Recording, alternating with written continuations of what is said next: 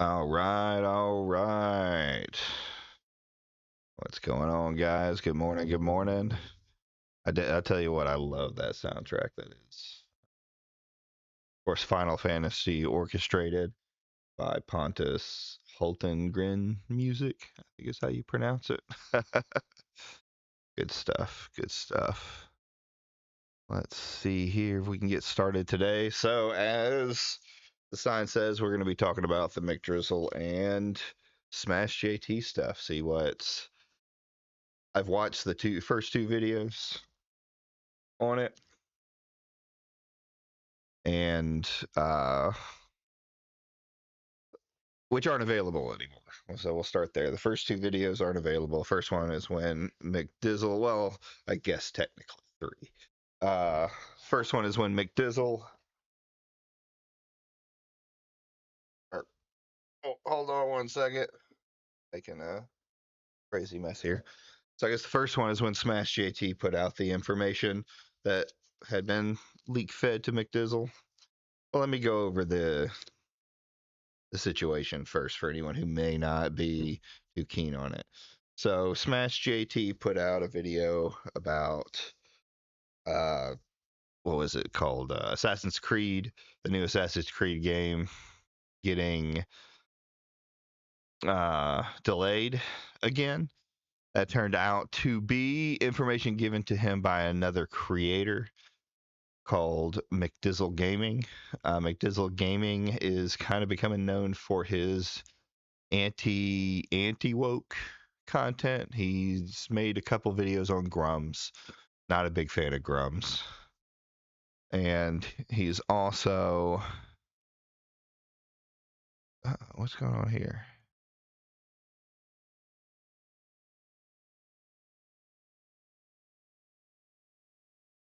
Boom. Where'd my wiggler go? I know what happened. Hold on, technical difficulty. So let me fix this while we're going through. So, anyways, yeah, he's well known for his Grums, anti-Grums videos. I'll say I haven't watched a lot of his content. First time I got in touch with him was like one of his first Grums videos. Uh, not not a very. I mean, there's good information, and they're talking about Ember and a lot of the other stuff in there, but the video itself was bad, which you can't fault the guy for. It was like his first video. I can't say that my content is peak since I just started out. So anyway, Mcdizzle had fed Smashjt information about a delay that didn't exist. Smashjt put out his video, and then Mcdizzle put out his video calling out Smashjt and showing that he was the leaker, the insider, all of that different information. Little embarrassing for Smashjt on that side. There was a whole video put out by Mcdizzle. Then Smashjt responded, and the big controversy in all of this is the fact that this guy, the way, how do we put it? The way that Mcdizzle tricked Smashjt was through. There we go. Now I'm on screen again. Save those changes. All right. Now you should be able to see my beautiful face. Go back here to the opening. So I got something pretty behind us. There we go. So anyway, Mcdizzle used the name of a real Ubisoft employee. He went through and found one, and oh, excuse me. He went through and found one, and then gave that information to Smashjt. Smashjt did a poor job of vetting his informant, and we'll get into some of that information here as there are others that have come out and talked to Smash, as well as Smash giving his account of how he vets his people. So Smash then responds, and when Smash responds, he blasts the name of the uh, um God of the employee, the Ubisoft employee used to trick him. Uh, this has led to a cease and desist from Ubisoft for both Mcdrizzle and Smashjt, and we're gonna find out a little bit more about those as the 4 videos I have to watch this morning before we get into any well, if we get into any Final Fantasy gameplay. To kind of get a gist of what's going on, what happened, where they're going with it. My biggest problem in this whole situation so far, I haven't watched fully all of the videos that are here, is the fact that this employee's name was put out there. There's fault on both sides. I think more of the fault falls currently. I think more of the fault falls on Smashjt, while Mcdrizzle did use a real life name. Smashjt never had to put that name forward, causing, I'm sure, undue harassment to said employee. So let's get into the first video. Let's get my things.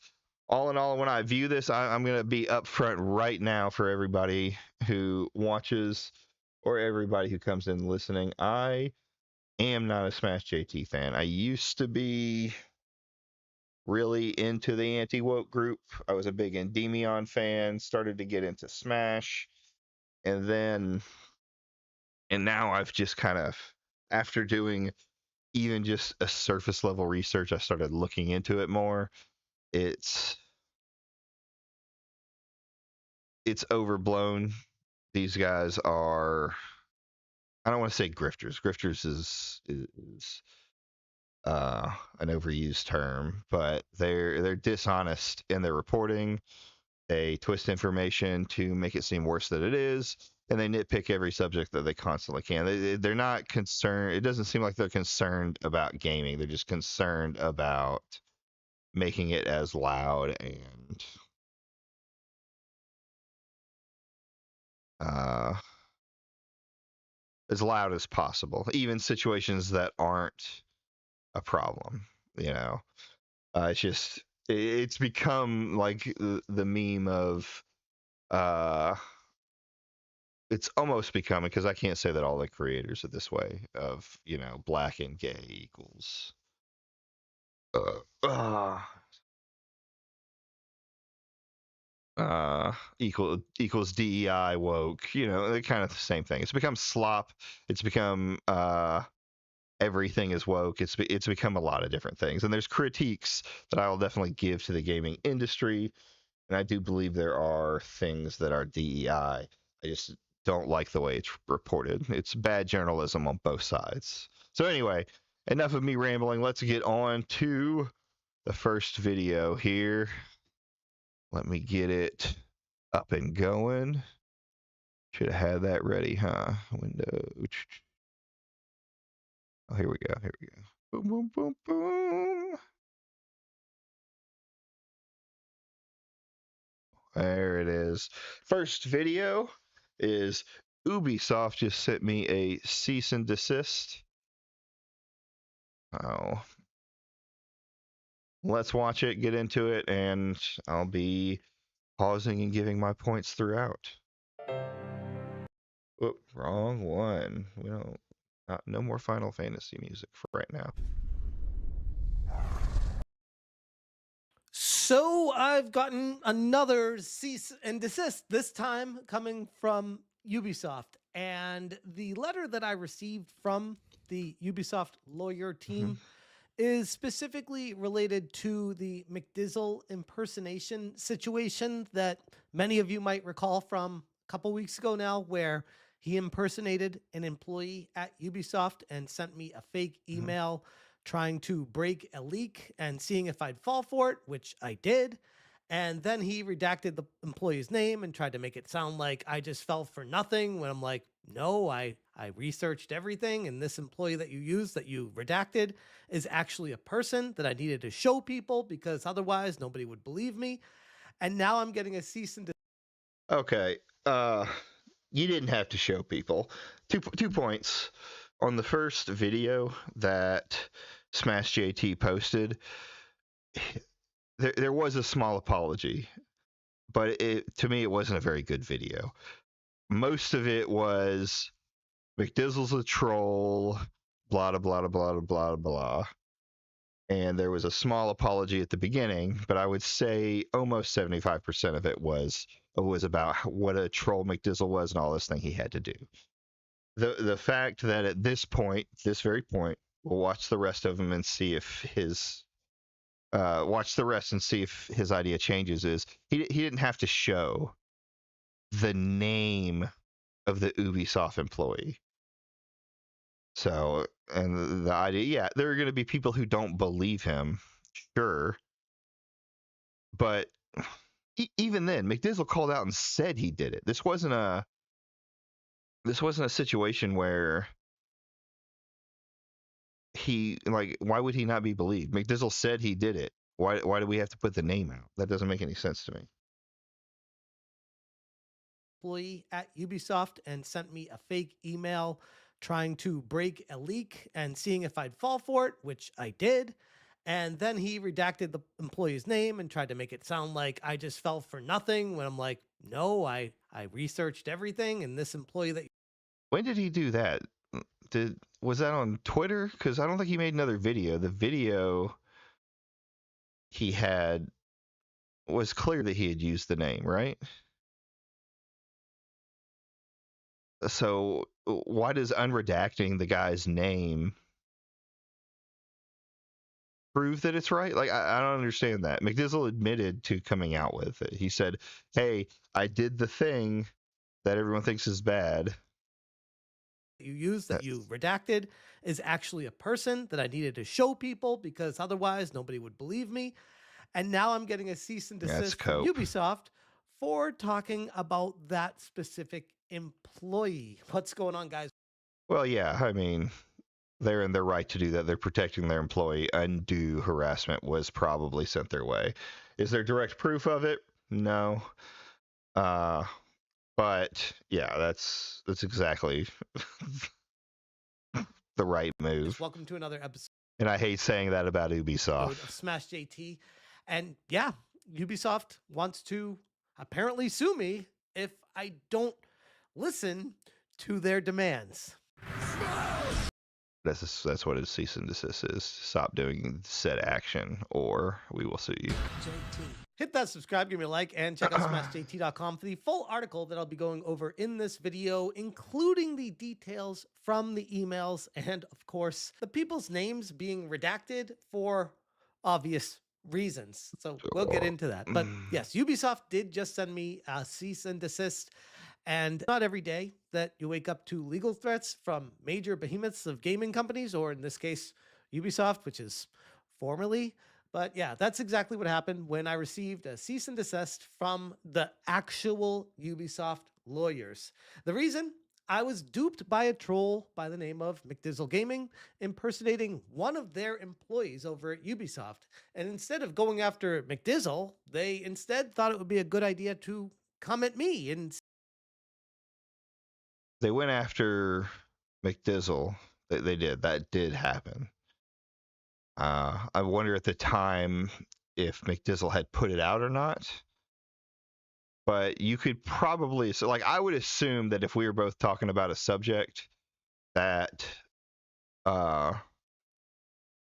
if I got a cease and desist about it, the other person involved would have gotten it too. So now I haven't seen Smash's JT's man, losing my mind this morning. Cease and desist, but I have seen McDizzle's. He's been asked not to show any of the information on stream. The cease and desist is very reasonable, we'll say, very reasonable. Hey, take down any information dealing with the Ubisoft employee, and don't impersonate Ubisoft again. That was Mcdrizzle's. I'm assuming, knowing from the context of the first cease and desist, that Smash's was very similar. Hey, take down any videos involving our employee, and don't post anything. It might be different. Maybe he shows or talks about it more on here, but they were very reasonable. You put the employee's name out there, yeah, they came at you. Say, I need to make some changes to my video because now I'm the one in the wrong. And Well, yeah, you blasted the guy's name. this is speculation on my part, and I'll get into this in a little bit in this video, but I haven't talked to Mcdrizzle yet. But I would imagine, based off of the things that have happened to me with Ubisoft and seeing what Mcdrizzle has done, the actions he's taken on his channel, I wouldn't be surprised if Ubisoft reached out to him as well. Anywho, here's the full cease and desist letter that I received from he did the put it out official there. Ubisoft lawyer, edited with names being redacted. All right, let's see here. Anywho, here's the full season. Okay. Okay. Cease and desist letter, request for removal of content. Dear Sir, I'm writing you on behalf of Ubisoft Disturbing Incorporated, regardless of content published on your YouTube channel, Smashjt. Specifically, the video I got uploaded on February 15th, 2025. Cease and desist letter, request for removal. Dear Sir, I'm writing to you on behalf of... And it was titled Cease and Desist Letter, Request for Removal of Content. This was emailed directly to Smashjt. And it says, Dear Sir, I am writing to you on behalf of Ubisoft Divertissements Incorporated regarding the content published on your YouTube channel, February 15th, 2025. The video. The video includes mentions of Ubisoft employee whose identity has been stolen and usurped to send you false information regarding Assassin's Creed Shadows development and release date, and then parentheses, the employee's name that was there redacted. The purpose of this letter is to formally notify you of the unlawful nature of parts of the video, specifically the references to employees' identities. These elements negatively impact their security by divulging their private information to the public without prior approval. Now, before I even go any further in this, the paragraph before talks about how whose identity has been stolen and usurped to send you false information. That right there tells me that these lawyers are not just seeing a blanket video and being like, oh yeah, don't do that in this video. That tells me they have an understanding of the situation, which again... Okay. Yeah, they're lawyers. They're going to have looked into the entire situation that has caused this to happen. Not just one. Let's keep going. Mcdrizzle should be very concerned right now if this is what they're sending to me, somebody who's just trying to clear their name from what transpired. I didn't actually take any actions against anybody. I was simply just sharing what information was sent to me by someone who was fraudulently impersonating an actual employee at Ubisoft, which I'm not a lawyer, but I would imagine is pretty illegal to do. But anyways... Okay, so this whole narrative of I didn't do anything wrong is maybe I'm trying to give credence to him. Like you blasted the guy's name all over. I don't want to keep having to repeat this. You blasted the guy's name all over social media. This wasn't... There is fault on your side too. I mean, I even come to say that I would doubt a cease and desist would come out if, I mean, I guess it might. They might have cease and desisted just because it's about false information of the company. I don't know why Mcdrizzle should be more worried than Smash on this. It's a cease and desist. As long as you adhere to the cease and desist, then everything should go smooth. The letter continues, please find below the timestamps at which the infringing content is shown or mentioned. And it talks about 106 to 110 with Okay, why show this? I really only care about the cease and The desist. screenshot of the fake email address of the employee includes part of their name and renders them identifiable. Screenshot of the fake email with the employee's name showing. Screenshot of the fake email. Screenshot of a Google search showing the employee's name as well as a preview on LinkedIn profile. So it's exactly as I thought. Like they're worried about all of the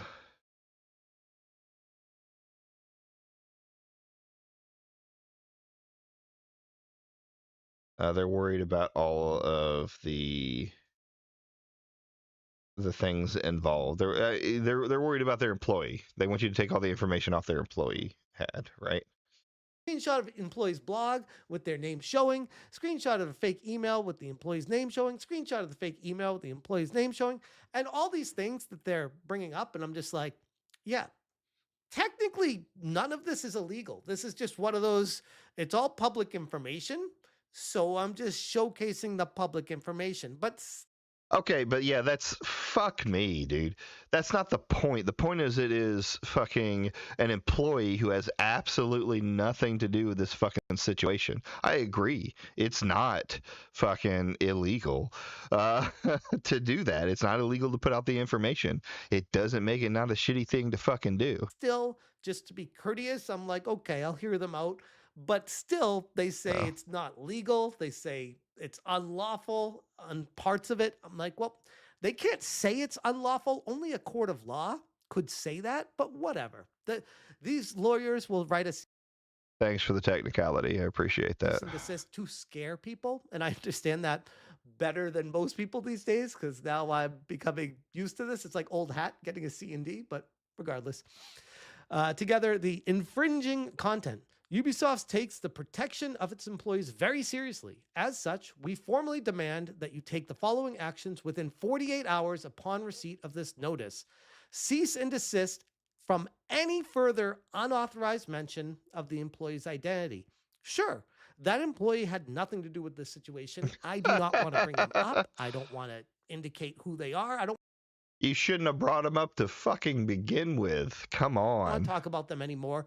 Totally fine with me. The only reason I brought them up initially was to show people, hey, I actually did my research, and this asshole is the one that lied about it and pretended to be an actual employee and then Okay, if doing your research is just Googling the guy's name and saying, hey, he worked at Ubisoft, which is from what my understanding is pretty much what you did, then you did no research. That's not figuring it out. There's redacted it and made it sound like he wasn't doing that when he really was. Two, Sure, and I'm gonna go say this because I've gone hard on Smashjt for a while. I'm not completely in line, like from a moral standpoint, impersonating somebody to uh, expose, I guess, a bad journalist. This idea as a whole doesn't bother me. But if Mcdrizzle hadn't done it, if he had used a different method to call out Smashjt, it wouldn't have put this employee at risk, right? That's on. There's a fault there of Mcdizzle as if this hadn't happened. Why is my subscriber thing saying I have 100? Do not have 100. All right, we're gonna close those things down for now until I figure out how to make them work. But anyway, back to what I was talking about. A little off track, but yeah, it's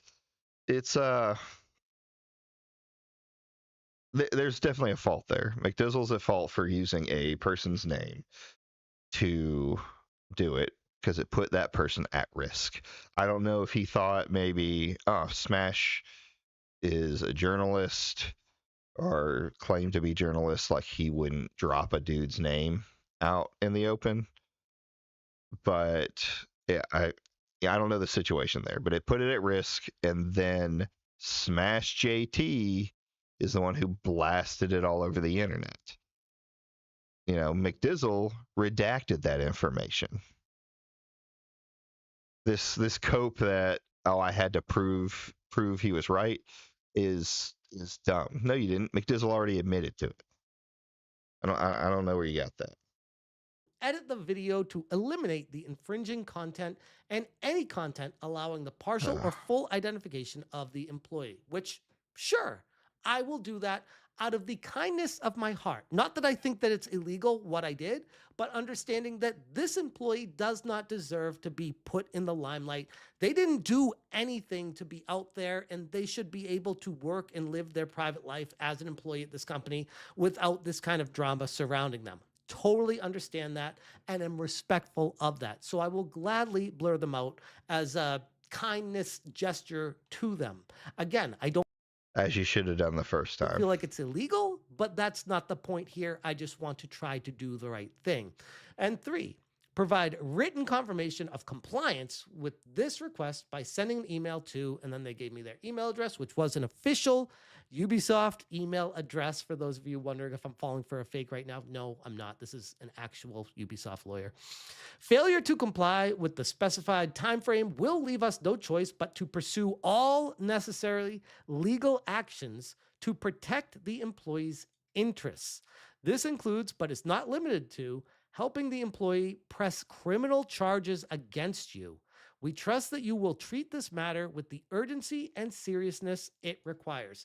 So, again, I understand what Ubisoft is doing. And from a certain perspective, I can almost look at it like this is a good company that's trying to protect their employees that don't deserve the drama that they're getting tossed into by, we'll just say, bad actors on the.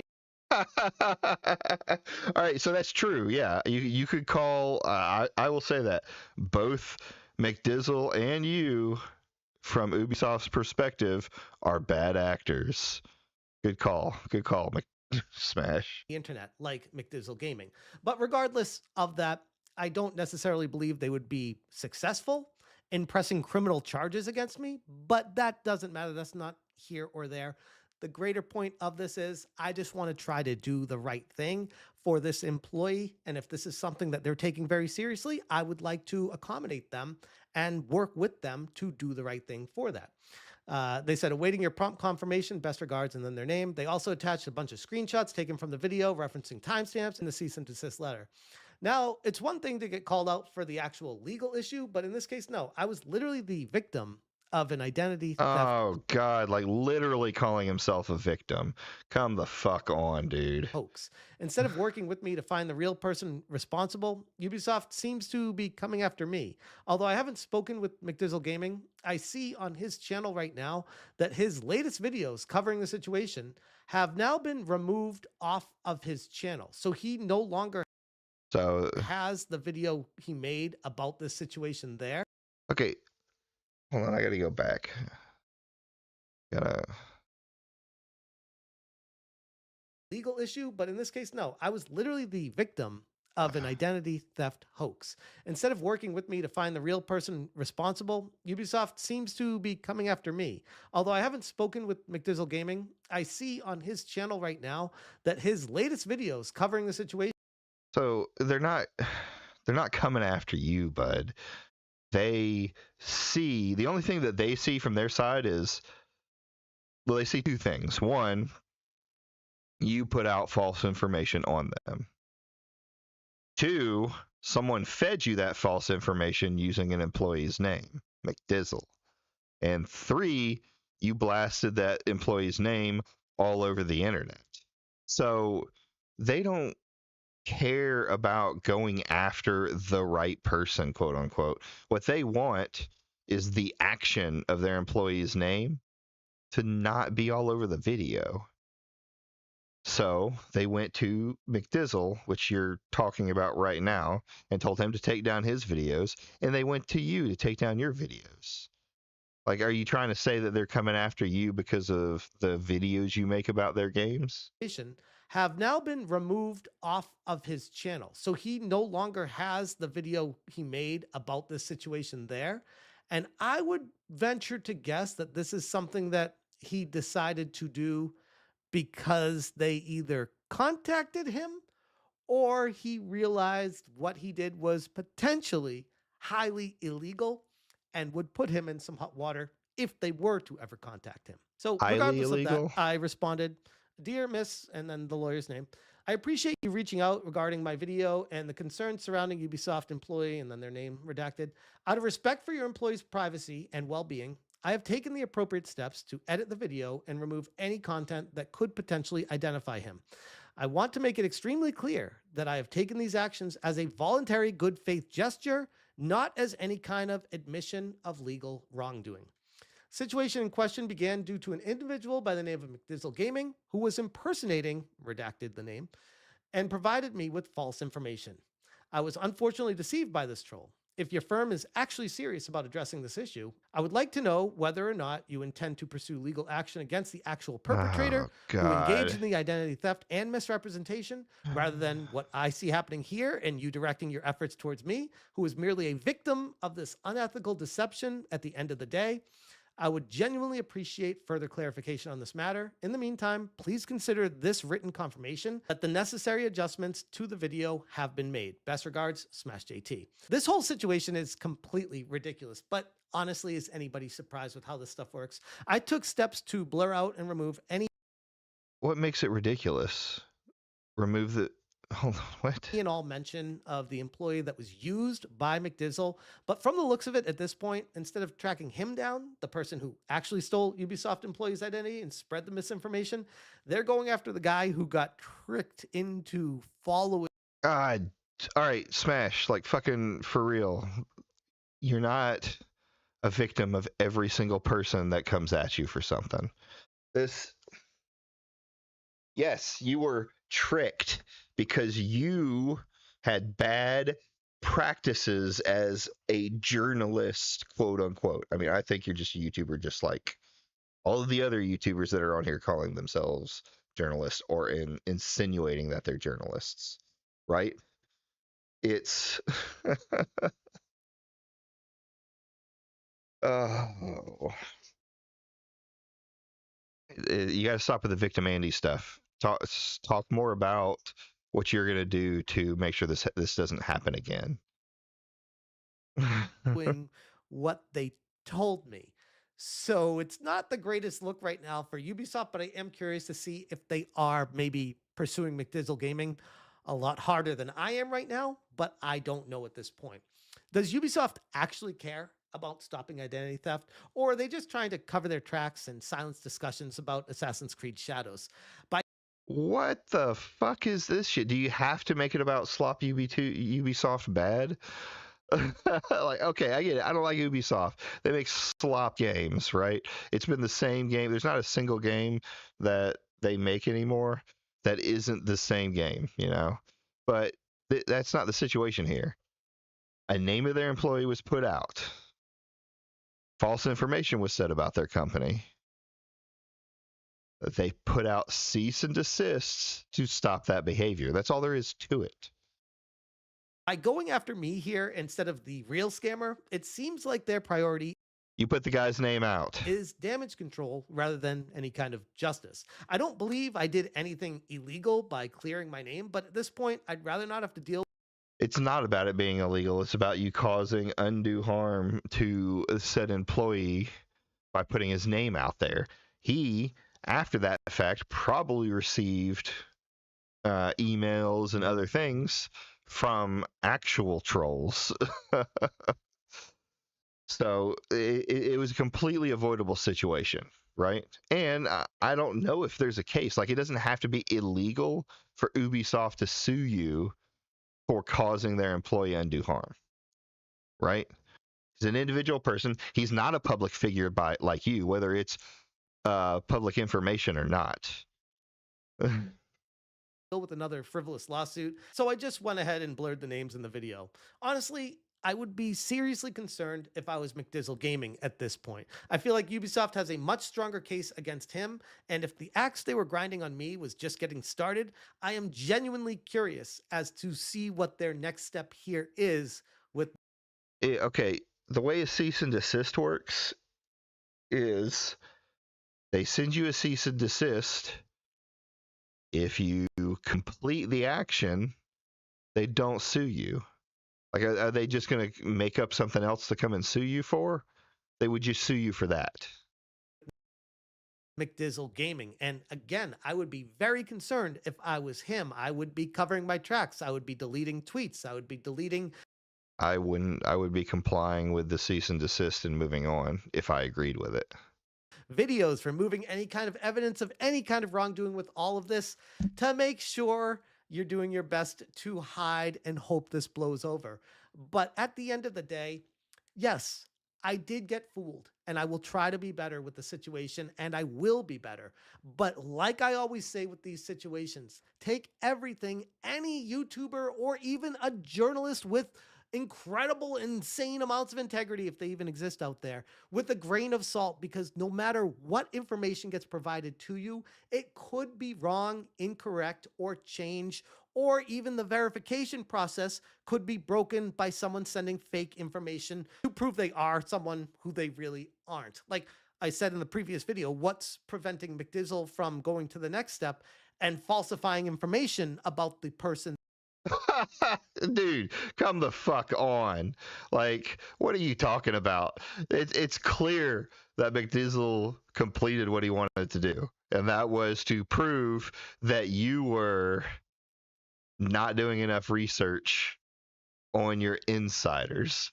Like, oh, you did this thing, so now you're going to commit more crime. That he was pretending to be, just to see how far he could push this and understand what works on me and what doesn't. So at the end of the day, it was a Okay, if you do enough, like there's always a situation where someone could sneak by the situation, but if you do enough, like finding ways to actually verify, I don't know, a picture of the guy's badge, he could cover his name and uh face even of the badge, so you don't have to see his face and his name, you just have to see the badge itself.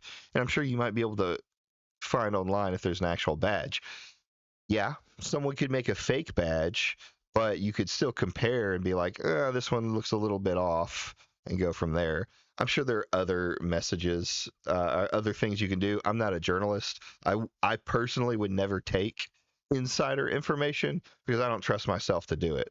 Uh, Another person like this. So I reached out to several YouTubers that are in the space. Endymion Gaming never got back to me, and I should have reached out to Sid. I didn't though, and but Hypnotic did get back to me, and I liked Hypnotic's response.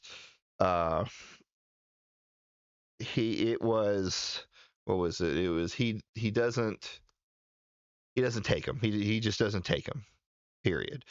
Which is fine. That to me is completely off thing. You don't have to be this guy who's getting the inside scoop. You can just talk about what other people do. That's what I like to do here. But this, you've got to start like taking a little bit of fault for what you did in this really situation. dumb move by Mcdrizzle, and I keep falling back on that. And as far as I don't really think it was all that dumb. I think it was funny to show that you were there. much people want to get mad at me for the situation, the real culprit is Mcdrizzle Gaming for doing this, and hopefully justice prevails with all of it. Anyways, I'm going to leave it there. If you guys want more information, All right, so that's the first response back after the cease and desists. Mcdizzle himself never made a video. He did make a few comments on X. Actually, let's pull those up and see. McDizzle said, McDizzy. I know he did delete some of his tweets involved in the situation, as per the cease and desist. Where is it?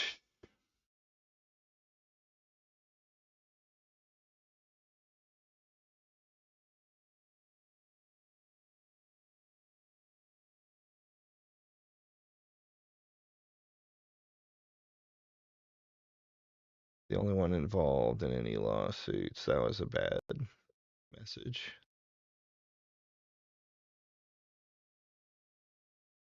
Here we go. Let's see if this. So I believe this was one of his responses. Let's see if there's any more here.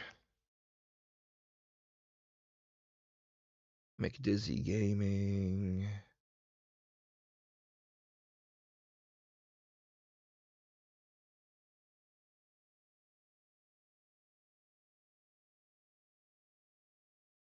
Oh, Atreus confronts. I'm hanging out while I speak for the first time with someone critical to me. Looking forward to the. Oh, I might have to watch that too. Looks like Atreus and Mcdrizzle talk about the Smash situation. We'll add that to the repertoire. Boom.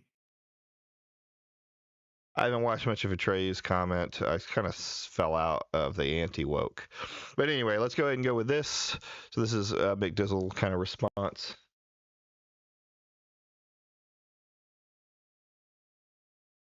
Was there anything else?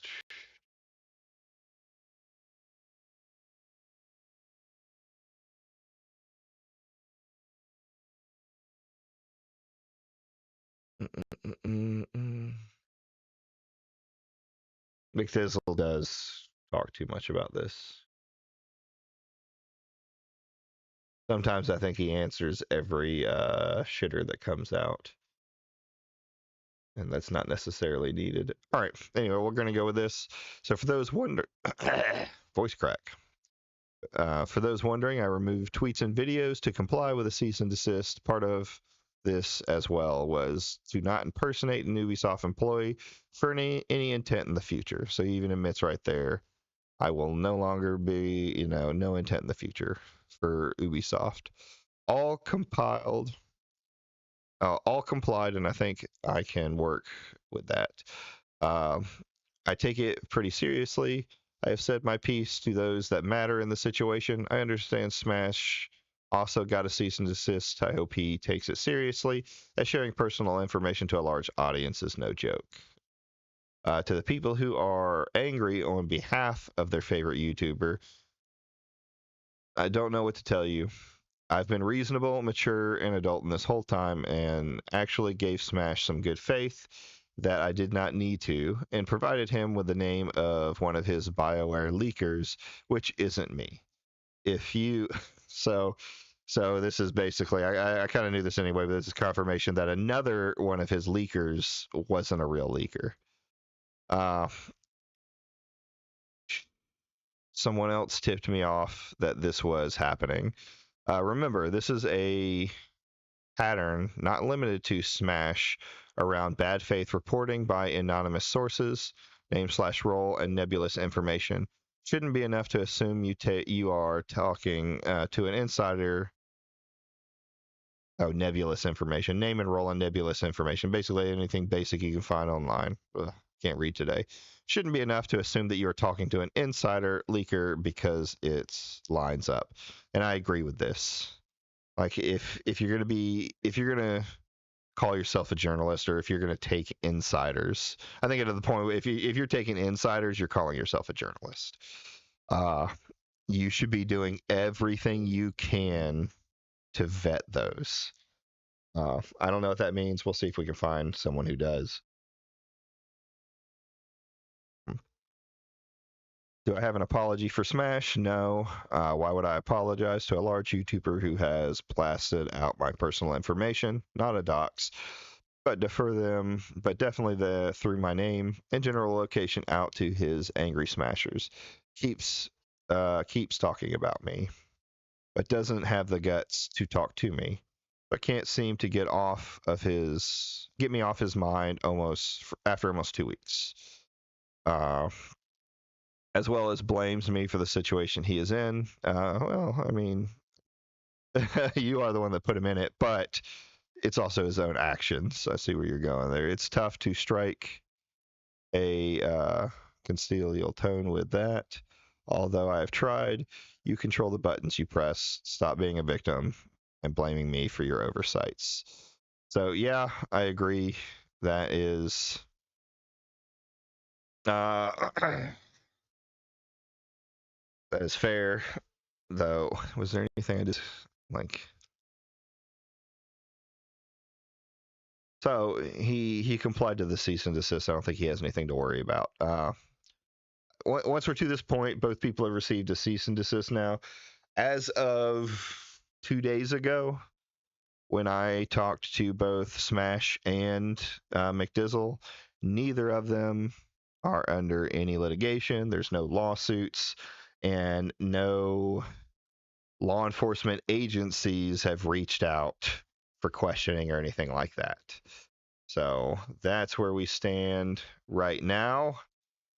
The next video to come out, because I'm going to go in chronological order, was from a YouTuber known as Sid Alpha. I've watched him before. I didn't even realize that it was him when I started watching this at first and decided I wanted to talk about this situation. Um, he does a lot of videos on bad devs and different things like that. So he's dealt with this kind of situation. Got hit with lawsuits and other stuff like that too for his coverage. Ones that I would actually consider frivolous lawsuits, like Alyssa McConte's is. So let's see. He stepped in on the situation and kind of said his piece, and then Smash responded to him. So let's go with that.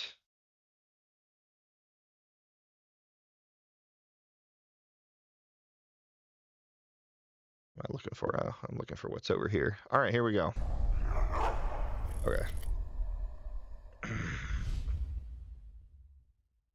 Ladies and gentlemen, I am Sid Alpha, and despite the universe's seemingly constant need to keep me from being able to upload videos, and despite everything currently going on in my own day-to-day life, I felt this was one topic that was simply too important to let lie. And yes, I know I owe you all a review of Dragon Age Veilguard. I haven't forgotten, most of the audio has been recorded already. But today, this topic is an extremely serious one, as it involves journalism, more importantly yellow journalism, the duties and obligations of a journalist, and how failing those obligations do an extreme disservice to gamers. Specifically in this instance, we'll be discussing the recent outing of Smashjt by the YouTuber Mcdrizzle for Smashjt using fraudulent insider sources for companies like BioWare and Ubisoft. Full disclosure, before we delve too far into things, Smashjt and me do not get along at all well, and we have had arguments on social media both before and after this most recent incident. So be sure to keep that in mind going forward. Now, for me and my part within all of this, back in late January, Smashjt released a quote-unquote rumor from an alleged BioWare insider that in February, BioWare Edmonton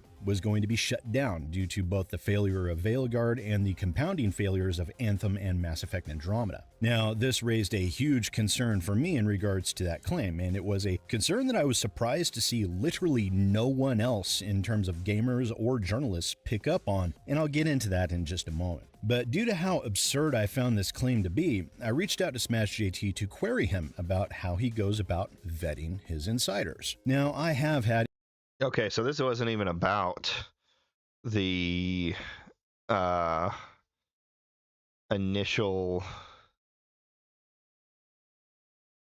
shutdown thing. Insiders in the past come to me with information claiming to be employees of the studio in question. Most recently, that was Blizzard Entertainment. That last time, I was a much smaller channel than I am now, less than 50,000 subscribers to my recollection. So I do know that sometimes an insider will come out to a smaller channel, and I did my due diligence in that case, as I always do. I verified with them via a copy of their latest pay stub, which showed current employment at the company, as well as images of their staff badge, which is used to gain entry into the office, as well as a current government-issued ID. This allowed me to know this person was who they said they were, that their same name was on a current pay stub.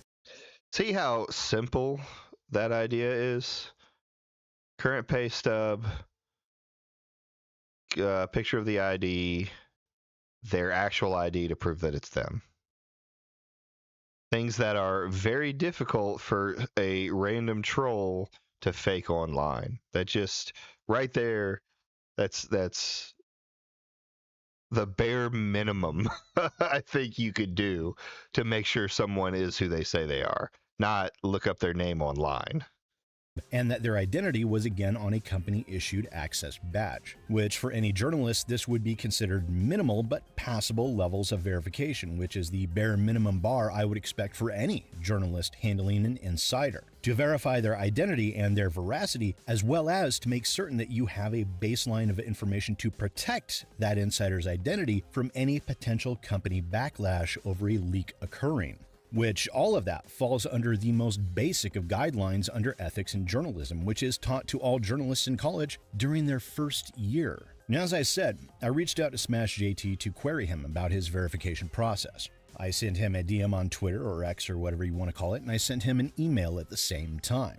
Both stated that I was messaging through two different means as I was unsure which was the best way to reach out. JT responded to email first and then transitioned it over to Twitter DM as that was easier for him, which, okay, fine. Now here's what I wrote to Smashjt in January. Hey JT, just to double tap, I'll be sending the same message I email as well as sending you a DM via Twitter. Yes, I have been far more critical of you than supportive. That is the nature of things in my circle. I care more about facts and what is objectively true than anything else. Regardless, for both peace of mind and journalistic verification, are you able to describe to me the verification processes you have undertook with industry insiders? The specific reason behind that is obviously regarding BioWare Edmonton. I personally have my own reasons for doubting the validity of such info, and as your videos do not seem to be journalistic in nature, I owed due diligence to ask what verifications were made, if any, with any insiders you were in contact with. And no, I'm not currently, nor will I ever ask to be put in touch with them, just processes for journalistic verification.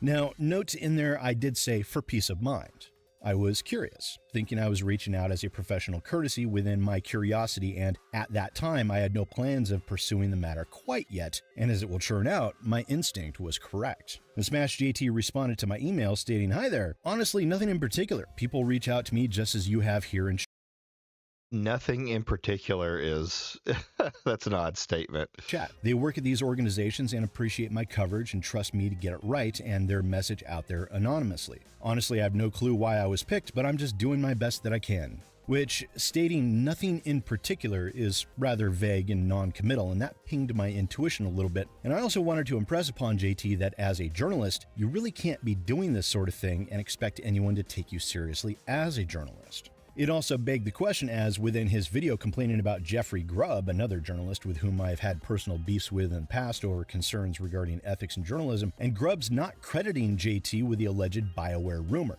Smashjt stated that it took a lot of work in that instance. So now we have a story where Jeff Grubb is apparently taking credit for a source that me and Grums had worked with to get this story right, working tirelessly for days to make sure that we got it right before we went public with it. So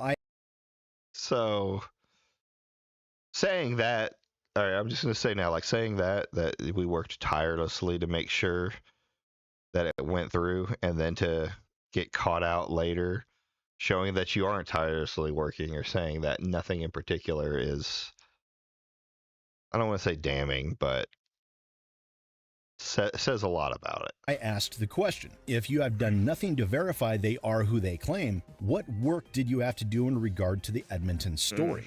The Smashjt continued via Twitter, stating the following. I verified the name of the individual, line it up with their story, and often Discord chat with them or have some other means of verification. They also provide info and documents that literally only an insider would have, but I'm not at liberty to show everything I'm given. That's where the trust aspect comes in, and they trust me with the info. Now again, JT was being rather vague and obtuse here, and my instincts shifted me from courtesy contact to investigation. So I pressed even harder, asking, can you give any examples of what you mean by other means of verification? Do you verify employment, pay stubs, badges, or anything along those lines? So I'll say, if I was Sid, I probably wouldn't have given him the answers to the questions. But he's better at all this than I am. JT answered, honestly, it's kind of a case-by-case thing, and I try to inform my audience about my level of confidence in regards to each case based on what transpired to get me there. Now, that told me, without outright stating, that it is highly likely this person does none of those things, but is not wanting to give a confirmation or refutation. So instead of speaking in general terms, I was hoping to get something beyond vagueness out of him by being more focused. So I asked about the Edmonton rumor and the person behind it. That's exceptionally vague and doesn't lend much towards faith in the validity of your sources. Okay, so what sort of verification was made with the insider for BioWare Edmonton? Now, this time I did receive confirmation from Smashjt that no verification of this individual occurred. Smashjt replied, that's the same source that's been accurate about everything up to this point, so in that case, I don't need verification. They've already proven to be trustworthy. And as I am now acting in investigative journalism capacity, I asked a question to confirm what he just said. So there was never any verification of this individual. To which JT replied, they told me their name and position at the company. I took their words for it based on the So here's my thing about this too. All right, they gave me their name and their position at the company. Smashjt has already said that that information is publicly available information, which means any shitter on the internet can look up the name of an employee, Mcdrizzle and point. So why would you trust that information to God, I lost my train of thought there. Happens a lot, guys. I'll get better.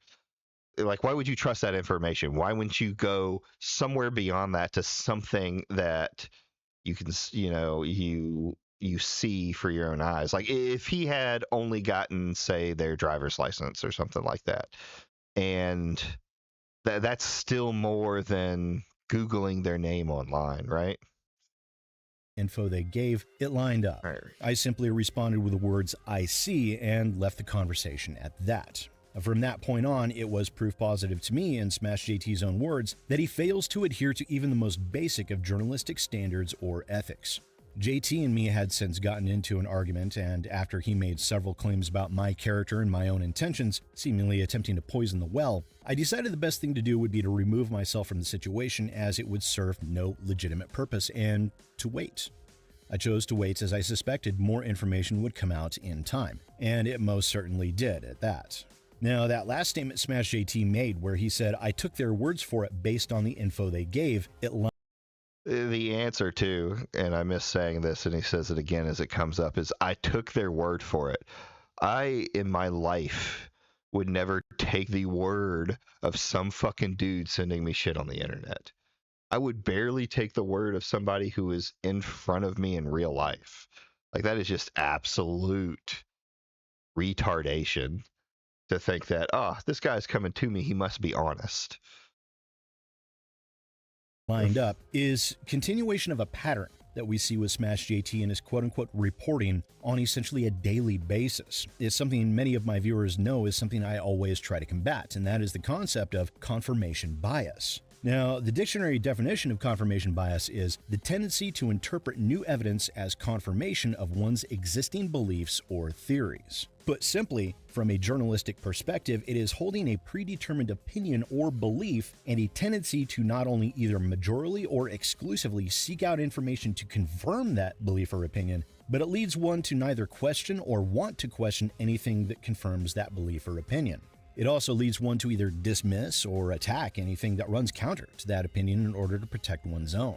We see it all the time in games media, as well as really all media in this day and age, whether it be from one side or the other. It is the mentality that leads to activist journalism, and it is something to be avoided at all costs, as it not only precludes objectivity, it eliminates the capacity for objectivity. Now, why did I reach out to Smashjt about his alleged BioWare insider? Well, because the claim continued within the rumor that Smashjt and Demion and many others claimed in an offhand manner as a rumor and then in practice treated as verified fact was, put simply, the Edmonton closure. And the one thing that was rolling around in my So he mentions Endymion and all the other ones there, that Edmonton closure. I don't know, that I have to do more research in. I didn't step back in yet, I guess. So, hold on. So, Smash isn't alone. Like, he has a group of people that he pushes off of. Endymion, Grums, Hypnotic, and then there's some smaller guys like Will of the whatever his name is, and Word of Praise. So this doesn't just affect him and the journalist integrity of everyone. It affects everyone around in those movements. Like, the fact that Endymion played off of this, and I'm sure Grums did too, that just leads more into the realm of, like, none of these guys are actual journalists, right? Now, you know, where I think they should personally sit, because it doesn't seem like they're competent enough to do it, is in Hypno's zone. Make the content, talk about the things that are happening online, right? And go from there. If you're going to be a journalist, you got to hold yourself to higher standards. But if you want to talk shit about fucking bad things in gaming, go right ahead. my brain that seemingly no one else picked up on. Edmonton is BioWare's HQ. It always has been. Additionally, as BioWare Montreal was already rolled into EA Motive and was no longer a BioWare studio, this leaves BioWare with just 2 studios, Edmonton and Austin. And Edmonton, BioWare's HQ, is also the lead studio between the two on all current BioWare games, of which they have reduced themselves to working on 1 game at a time, which is a much more realistic approach for a AAA studio with only 2 offices to its name. So, what would happen if this alleged rumor were true? BioWare's HQ would be shut down. This means that only BioWare Austin would remain. The largest majority of BioWare's staff would either be laid off or given positions at Electronic Arts, and the majority of staff currently working on Mass Effect would no longer be with the company. And put simply, even if EA turned around and provided developmental support to BioWare Austin, the company would be in shambles, and Mass Effect would be, for all intents and purposes, dead. That, of course, would mean that with Mass Effect being dead or on severe life support, Electronic Arts would have no real reason to keep BioWare Austin running at all, meaning to close Edmonton would be the complete closure of BioWare as a company. But no one seemingly caught on to that. Now, is BioWare on its last legs? I think we can all agree that to be a yes. However, no death certificate will be issued until Mass Effect releases, and then the game will have to be a success if BioWare is to avoid closure. What's more, this BioWare insider that JT stated has been right several times in the past, yeah, that BioWare insider was fake.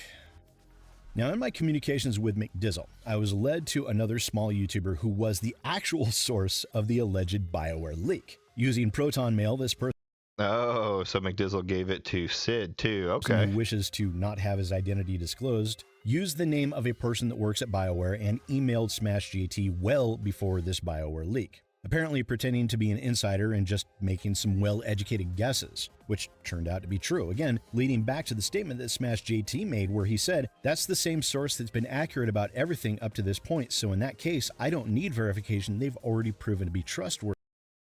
So everything being one thing? Is that what he's saying? Except they're not. They're fake. They're just a fake that was able to make some good guesses based on information at hand, something that really anyone can do. And that leads us into Mcdrizzle Gaming and Smashjt's newest Ubisoft insider stating that Assassin's Creed Shadows would be delayed again to May of this year. Now, upon receiving that information from the fake BioWare insider, the same fake insider that seemingly provided Smashjt with all of his alleged leaks, Mcdrizzle decided to give it a try and see if the bar is really so low for Smashjt that you really just need a Proton Mail account, as it's easier to obfuscate information. I'll admit, like, Mcdrizzle shouldn't have thrown his hat in the ring with this. He should have just used the information from the insider, because it seems like there was enough on this BioWare incident to pretty much throw a cog in the wrench and say, yeah, Smashjt doesn't do any verification. Information than with Gmail or Microsoft. Pick a name of a current rank and file dev, state the name and position that person holds within the company, and then feed into Smashjt's confirmation bias. And unfortunately, that was literally all it took.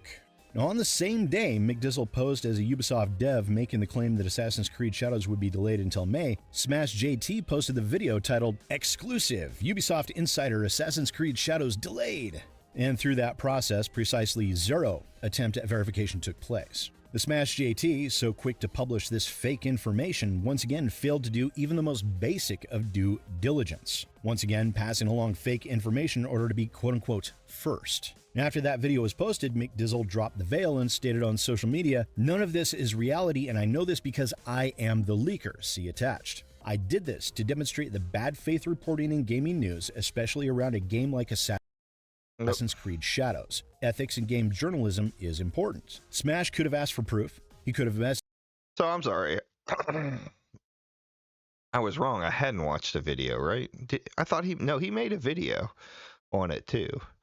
Yeah, I remember watching a video. Didn't he? Who knows? Anyway, I know I watched the Smashjt one on it. My memory is bad. So I'll take the L there that I probably saw the Smashjt and watched that. I could have sworn though that there was something in there. But yeah, he said he was the insider.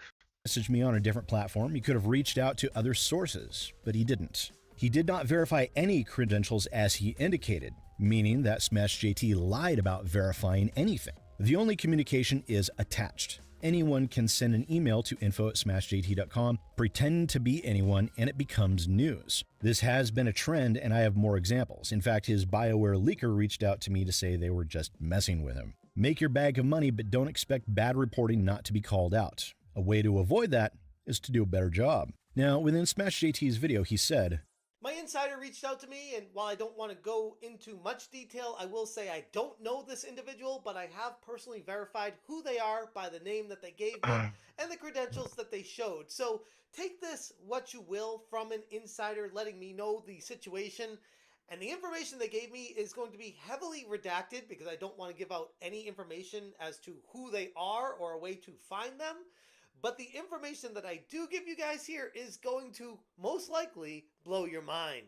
and here is the email that Mcdrizzle sent to Smashjt. And from So here's one thing that I see Smash doing with the insiders is he puts up this little shield being like, oh, hey, man, it's an insider. Take it with a grain of salt, but I did my verification. So this is crazy news. Like and he's actively used that as his defense. Like, you shouldn't believe anything that someone is coming up with, but that's not, I don't know. It's a poor shield. It's a shitty shield to throw yourself under so that you can say that you're not at fault. Smashjt's response, seen at the top, again, no questions were asked or even attempted. Simply blind acceptance, meaning that Smashjt was not being honest when he said that he verified anything. Basically, all he did is he went and searched the name of the person that Mcdrizzle provided. Okay. I don't, personally, and Smash is probably not going to like this if he ever watches this video, which I doubt he will, but I don't think it's lying, personally. I don't think he's maliciously lying and knowing that he's doing that he's misreporting the information or that he's not verifying enough. I think he's incompetent and retarded. That's all there is to it. He thinks Googling is enough information to verify who that person is. Provided to him and Ubisoft and saw some results turn up, most likely a LinkedIn profile or something like that, and treated that as verification enough that this person exists and works at Ubisoft, so this must be legit. Now, Smashjt has obviously not handled this situation at all well, doing everything in his power to attack Mcdrizzle Gaming, attempting to discredit him, malign him, and weaponize his own audience against him. Now, within the first minute of Smashjt's initial video responding to this situation titled, "I Got," Smashjt had gone. Has he actively weaponized them? I don't, okay, I mean, you can say that the "I Got" video is alluding to it, but I mean, I don't know. I don't ever like the idea of weaponizing the audience.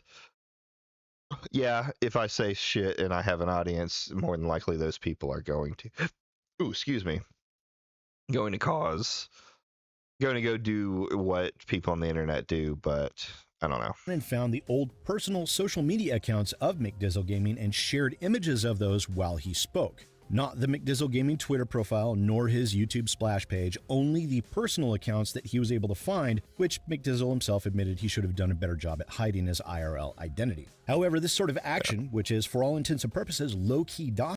Okay, yeah, that's true. It's definitely low-key doxing, and it's a shitty thing to do. There's absolutely no reason for putting out that information, right? It's not, and there's no need to go pull the name of Mcdrizzle and put it out there. Was it public? Sure. Did you need to give it to your audience? So I guess that could be weaponizing your audience. All right, I changed my statement there. Add that to the list of things I don't like about fucking Smash. Doxing is a very obvious attempt to direct Smashjt's viewers against Mcdrizzle Gaming. Don't believe me? Now here's what Smashjt had to say about a nearly identical situation when Alyssa Mercante published Smashjt's full name, albeit from what I gather that was done through court documents, as Smashjt is currently a defendant in a defamation case filed against him by Alyssa Mercante. But by giving the full name, you are subtly implying that you are encouraging your audience to proactively dox a person. It's Oh my God. Wow. Okay. So hypocrite too on top of it. So is doxing bad? Smash, or is light doxing? We'll call it light doxing. Is giving out the information of somebody that's publicly available and giving it to a wider audience bad? Or is what Alyssa McConte did bad and what you did? Like, what's going on here, bud? It's not even subtle. It's right out in the open. And you know, she can be like, oh, I'm not doxing him. I'm not doing anything. That's his name. People have written about him before. He's shared articles with his full name in it. It's like, yes, but when you, a known person that does not like me, starts doing it, it has a different implication. Now, I find it highly ironic that Smashjt would feel this strongly about such a thing and then to turn around and do effectively the same thing to Mcdrizzle Gaming for having the temerity to go up against him. It is as hypocritical as it is disgusting to see, and even though I already had a low opinion of Smashjt for his blatant sensationalism, not to mention his past with the Intellivision Amico or his inability and or refusal to correct information when it is provided to be objectively false. Now, I found one such example of this back in November of 2024. In the video titled Ubisoft Extortion Bug Forces You to Buy DLC to Keep Playing Games You Already Own, this video was released on November 20th, 2024, and it discussed how the game Avatar Frontiers of Pandora, where players of the game were finding themselves locked out of their save files, and the only remedy for this bug was to purchase the Skybreaker DLC. However, even that bit of reporting seemed to be inaccurate both in effect and in timeline. Because you see, on October 29th, a full month before Smashjt released his video, Massive Entertainment, who are the Ubisoft studio developing Avatar, released Title Update 1.11,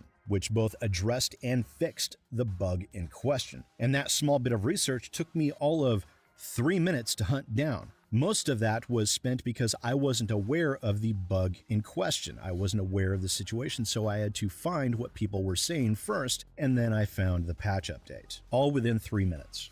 But I suppose why... So that's a common thing when you see with like, this is the biggest problem I have with the anti-woke movement as a whole, right? Is they take a little thing or they take something that happened and they sensationalize it. I guess that's a good word for it. I'd never heard of access journalism. Or not access journalism. I've always heard of that. That's all over the place. But yellow journalism, where you sensationalize everything or twist the words.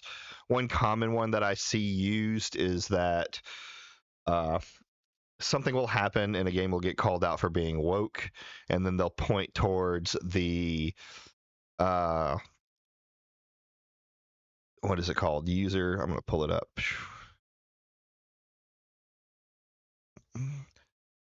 I'm looking up the name of it now because my brain does not keep a hold of words. So when you go to any game, you'll have the user tags that are on it, right?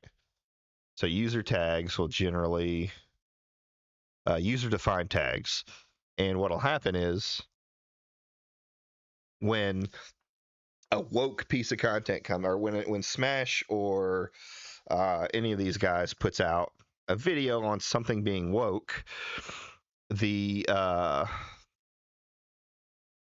entire this section will get blown up on the game. You'll see user-defined tags gay.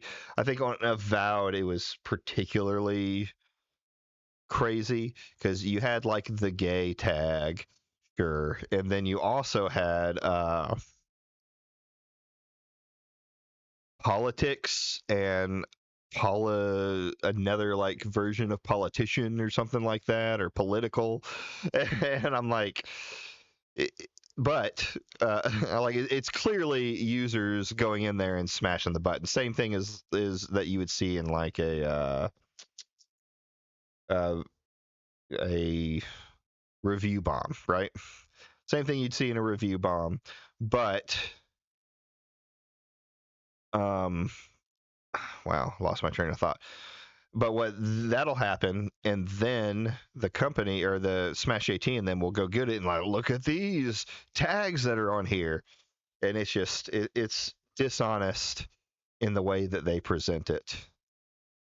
Boom, boom, boom. Bother with a little bit of fact being injected into your content. And what we are left with is Smashjt publishing a video excoriating the developers for this bug as if it were ongoing to the day the video was recorded, whereas the bug was already fixed a full month before Smashjt had even heard about it. Now again, publishing objectively incorrect information and then refusing to address, correct, or solve the errors in reporting and errors in methodology. Now, we all make mistakes, some bigger than others. I've made mistakes numerous times in the past, and it's entirely possible and even probable that I will again in the future.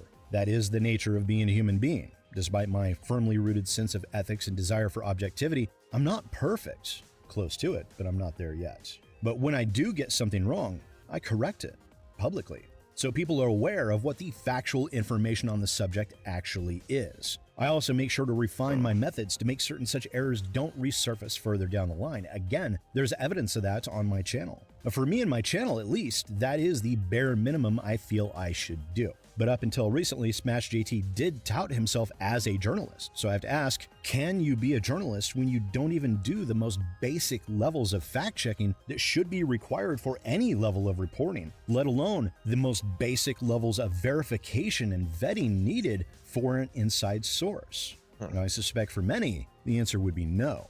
And in this case, with Smashjt, as I've said publicly before, once is a mistake, twice is a coincidence, thrice is a pattern. And we have Smashjt on at least 3 instances of absolute failure at even the most basic level of content creation, let alone reporting. And then if we factor in the Intellivision Amico situation, where Smashjt was a critic of the Amico until he spent a weekend palling around with Tommy Tellerico and riding in his Ferrari, he then became an ardent supporter, promoter, and investor, showing yet one more example of the mindset behind Smashjt and his so-called journalism. Smashjt was a tiny channel until he chose to target Alyssa Mercante over her woke ideology and palled up to Grums and Hypnotic. He saw success in the drama, which is certainly nothing new. Hell, I saw a similar rise back during the Alex Bauer debacle. However, Smashjt has seemingly let it go to his head, and he is also seemingly incapable of doing the job to a credible standard in my opinion. And fair credit to him, he makes good money with his version of yellow journalism, far more money than I will ever likely make holding to my standards of ethics and objectivity in regards to facts. However, at the very least, I know I need not worry about ever getting caught out as Smashjt has, let alone multiple times like Smashjt has. Because when you act with... Yeah, I didn't know about those other 2 situations. Like I said, I stopped paying attention to the woke or the anti-woke and the culture war stuff for quite a while, but I'm back, and I mean, it's just crazy. It's stuff that I had already suspected and seen for myself, where it's like over-centralized. It's just dishonest journalism, dishonest reviewing of what's going on, and it makes you wonder if they even really care about gaming. Man, really care about gaming, or if there's something else going on.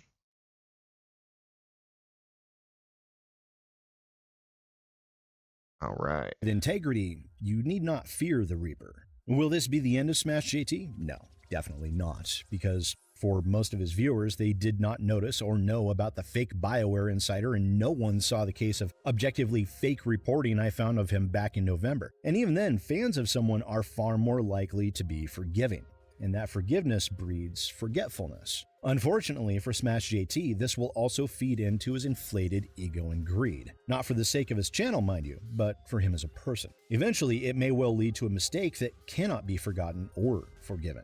Only time will tell though, so we'll see. There's also the question about the morality of Mcdrizzle faking being a Ubisoft employee to see how Smashjt handles it. So I put myself into Smashjt's shoes. What would I do if that happened to me and for some massive lapse in judgment and intellect, I somehow pulled a Smashjt and failed to vet the source? That I somehow became more concerned with being first than being right? How would I handle it? Well, I wouldn't low-key dox someone, that's for sure. I wouldn't weaponize my audience. I wouldn't attack them and attempt to malign their character. No, I would, as I have said in the past, admit that a mistake was made, correct the information, and assure my viewers that I would be taking steps to make certain I never suffered such a complete lapse in judgment ever again. But as for the morality of Mcdrizzle doing this, I don't see the issue. I don't see the problem. If anything, journalists should be put to the test on occasion to see if. And this is my agreement. Like, you can hate on Mcdrizzle for using the guy's name, because that ended up with him getting lightly doxxed or his information getting put out by Smash. But ultimately, Smash holds all the cards. He's the one who should have done the journalism. He's the one that put the guy's name on the freaking internet. I have no problem with someone going through and testing journalists. It's something we need. And I guarantee you that this side of the argument would be all about if it was if it was the left that was, or the left, the woke, we'll say, the kind of two of the same coin. But yeah, it would be completely different if it was Smash who had done it. If they're still doing what they should be doing. And it's not identity theft as some people have attempted to claim. It's simply using a plausible name to test a journalist in their capabilities. Test that Smashjt resoundingly failed. But then again, going back to the hypothetical scenario where I end up getting a lobotomy and pull a Smashjt, but then do what I would do if I ever found myself in that situation, if I were to do so, there wouldn't be a massive drama behind it. I would admit that a mistake was made, I would issue steps to correct the mistake, and that would be that. I wouldn't get the opportunity to use the drama to pad my ad revenue and donations as Smashjt has done. But there is always a financial cost to both honesty and integrity, and that is something I am well versed in experiencing, both in the past and currently. But hey, if anyone wanted to help pay for food, links in the pinned comments, just saying. Either way, I hope for Smashjt's sake that his course does correct. But my intuition tells me that correction is extremely unlikely to occur. I hope in this rare instance that I am wrong, but let's face it, I'm most likely correct in my estimation. If there were a Dirty Devs category for journalists, though, you most certainly would have earned a hallmark place in those not-so-hallowed halls, Smashjt. Keep that in mind. Once again, ladies and gentlemen, I am Sid Alpha. All right, so that's our second video of the day. I'll say, I think out of all of this, Sid has been the most reasonable. I mean, his you can't deny his what he's put out there. He's just put out the information as it is. So let's see the response. Well, actually, no, we're not to the response yet. The hit piece first, but we will watch this one. So Ubisoft lawyers respond, Mcdrizzle Gaming goes in full damage control. So already sounds like he's twisting the words. I'm going to give my prediction. He's going to say that, well, he's going to say that they're going after Mcdrizzle Gaming and that they're taking him down.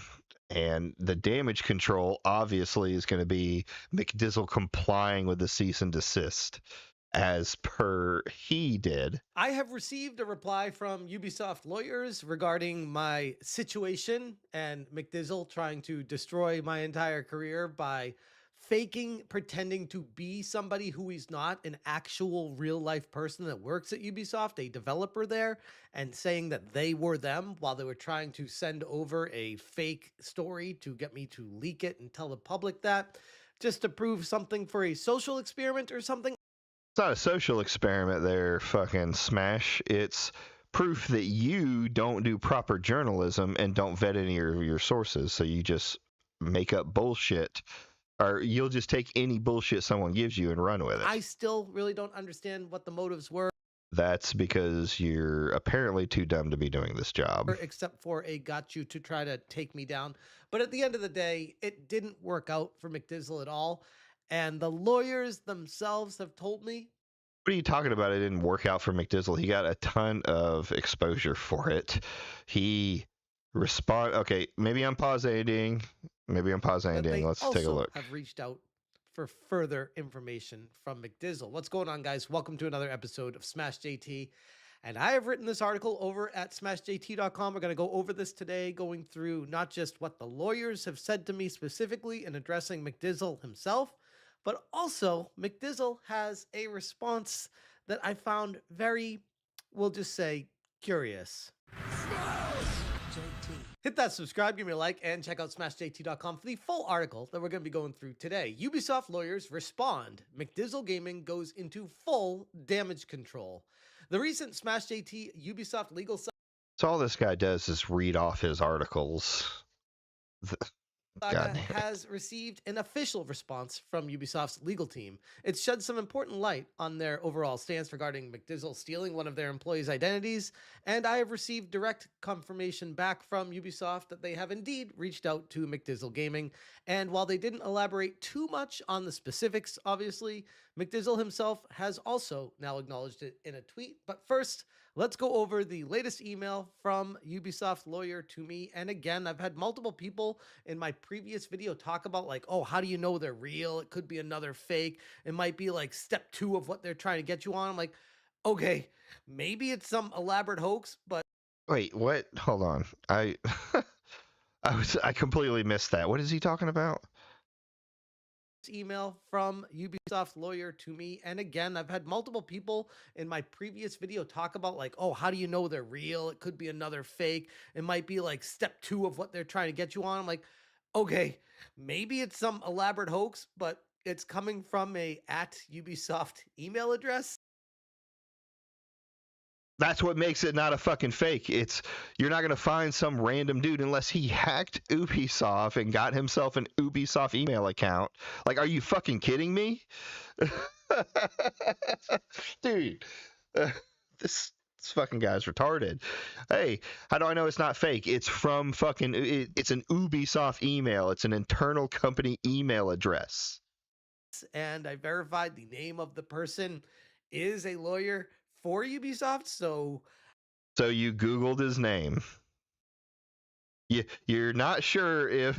All right, I'm starting to get a little irritated at this point, and I'm trying to be as fair as I can to Smash. But come on, bud, you're admitting to doing the exact same thing that you just got caught out for.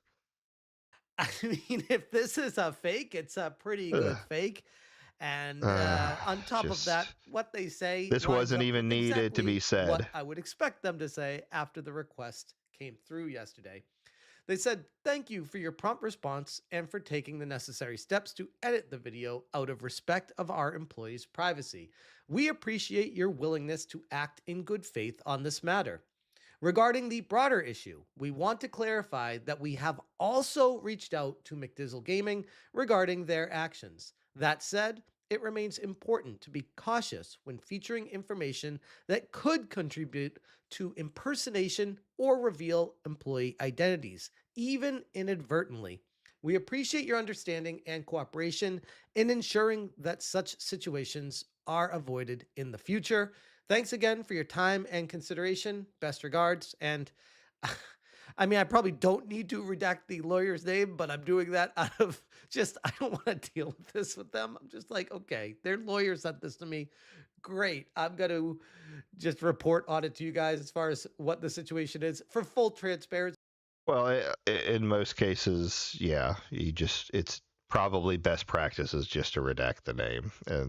And I mean, I found the most interesting part of this was when they talk about how they reached out to Mcdrizzle Gaming regarding their actions.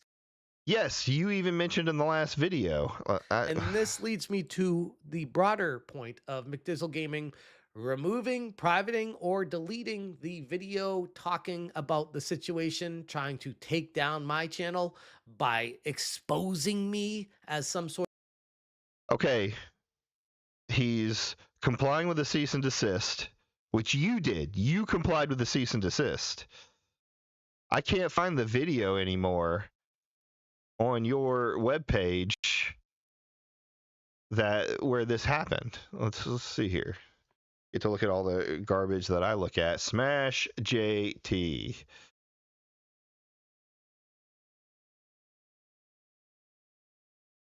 Videos. So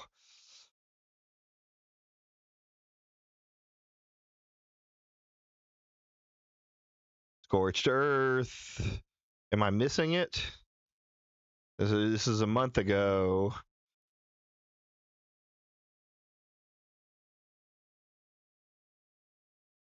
He still has the Assassin's Creed. Hold on, he didn't even fucking delete. Hold on. I've been contacted by an insider at Ubisoft. Jesus Christ, I should have watched this first.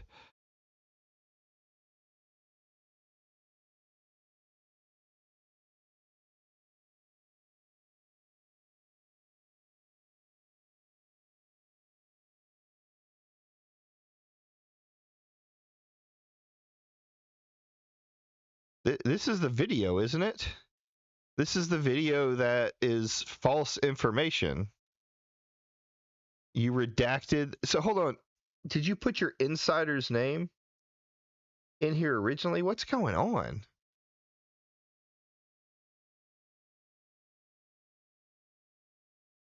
Yes, Kuza is cooked.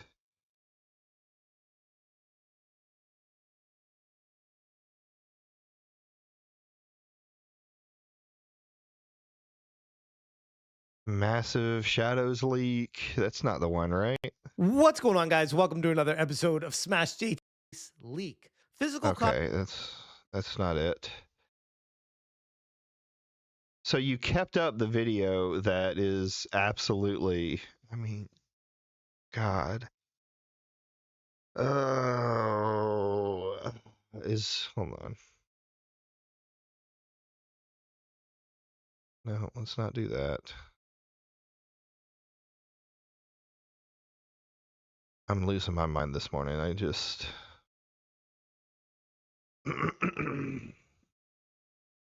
smash. No, videos. Of course, he's talking about Kotaku. I mean, I don't know why anyone was surprised that Kotaku lied about Mr. Beast. I guess he'll give him any chance to talk about that dying company. Ubisoft lawyers expose. All right.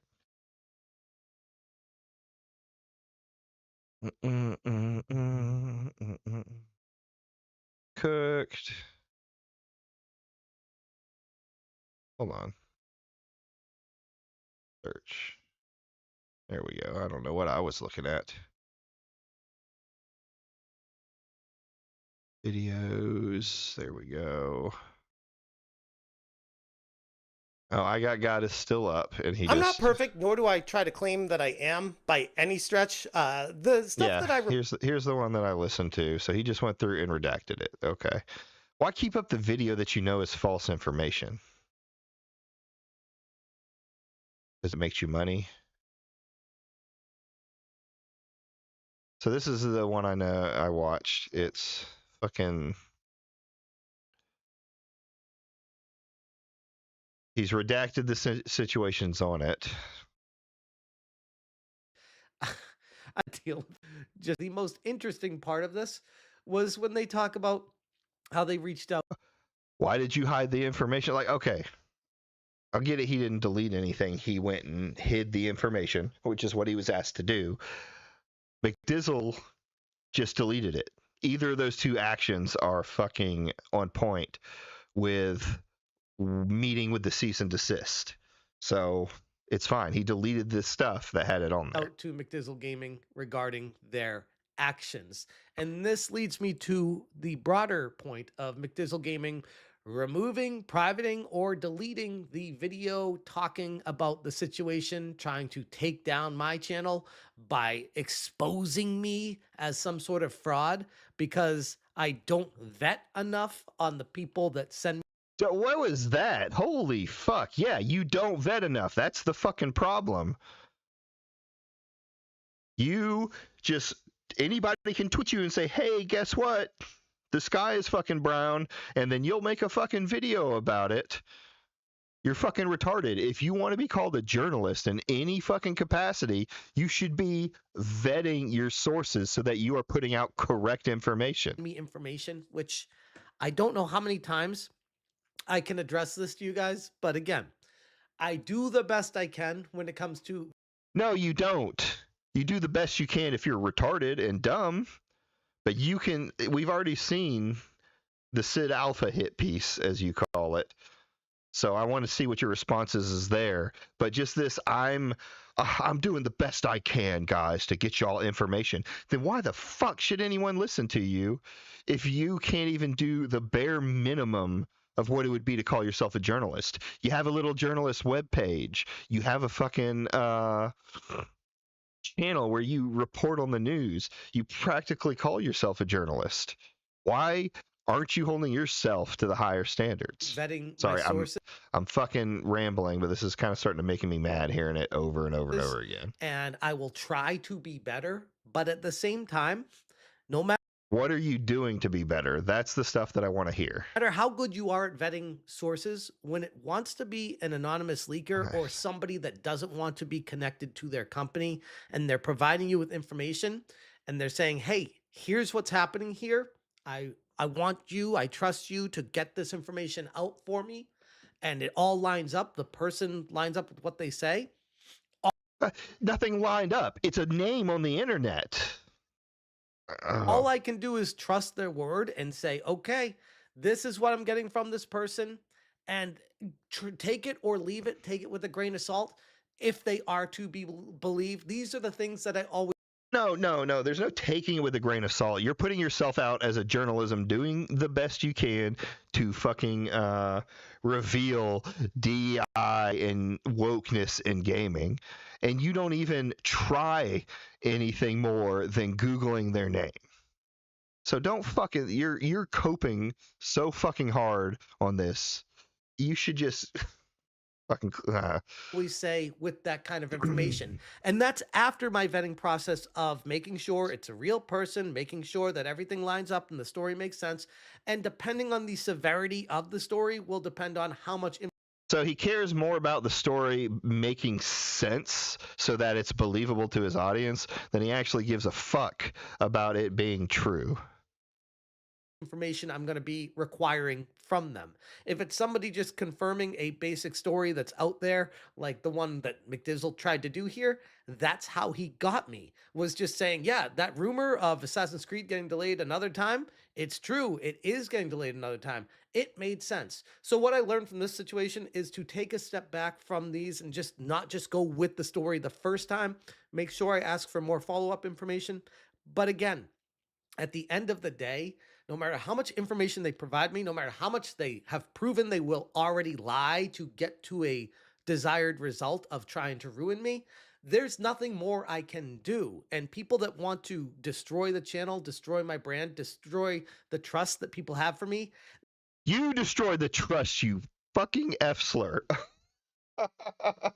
You're the one that's not doing the job. If you did the job that you were supposed to do and you vetted them, no one would be able to come at you with this shit. Nobody. Not a single fucking person would be able to say that Smashjt did it wrong. And yeah, you could make mistakes, but if you're showing that you're doing the actual journalism and it's coming out all right, people can forgive a mistake. You're not even doing that. You're just, I'm doing the best I can, guys. I'm just trying to give you the news, and they tricked me. They tricked me. Fucking come at it. Stop playing the little fucking victim and say what you are going to do to fix it. Probably pause Andy. Maybe he's going to go into great detail how he's going to vet in the future, but I doubt it. If they have that target set out in mind, they will hit it. And initially, it will work, which is exactly what happened. They will hit it because you don't do enough. You are too weak to... I don't even know what I was trying to say with that one. You are the problem. You are the one that is doing the journalism. You're the one putting the information out. It's on your name. You should do everything you can to make sure it's coming from a valid source. But as time has passed, a lot of the community, in fact, I'd argue most of the community, has looked at this for what it is and said, oh, wait, that guy was actually going out of his way to try to ruin you, and his whole purpose. He was going out of his way to prove that you don't do anything. And yes, retarded fans will back you. That's what retarded fans do. It doesn't matter to them if you're right. All that matters is you say the right words on the internet that make them feel good inside. purpose was to try to prop his whole channel up and knock your channel down and take your subscribers for his own. Like, that was clear as day what he was trying to do, and it was embarrassing. It was pathetic, and it didn't work at all. And now It did work. It 100% fucking worked. You fell for it. You put out an entire video that is still on your channel that you haven't even acknowledged in the comments is fake. I just went through there and looked at that. You have not acknowledged at all that is a fake video. I mean, you have obviously in later renditions, but let's see here. Videos. On the video, the pinned comment right here, delayed. Let's go in. I don't want to hear your fucking voice while I'm talking about this. An insider at Ubisoft reached out to share some insanely damning information regarding the troubled and well-documented development cycle of everyone's favorite game and clown, Assassin's Creed Shadows. According to my source, who's currently at Ubisoft as redacted, the game is currently headed for yet another delay. This time, the game is confirmed by my insider to be delayed until May 2025. Like, is this...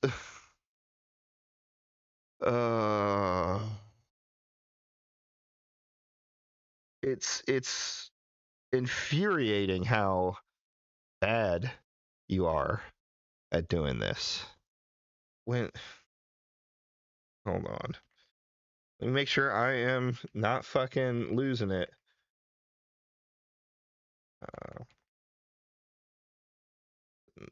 Creed Shadows release. When is it set to release?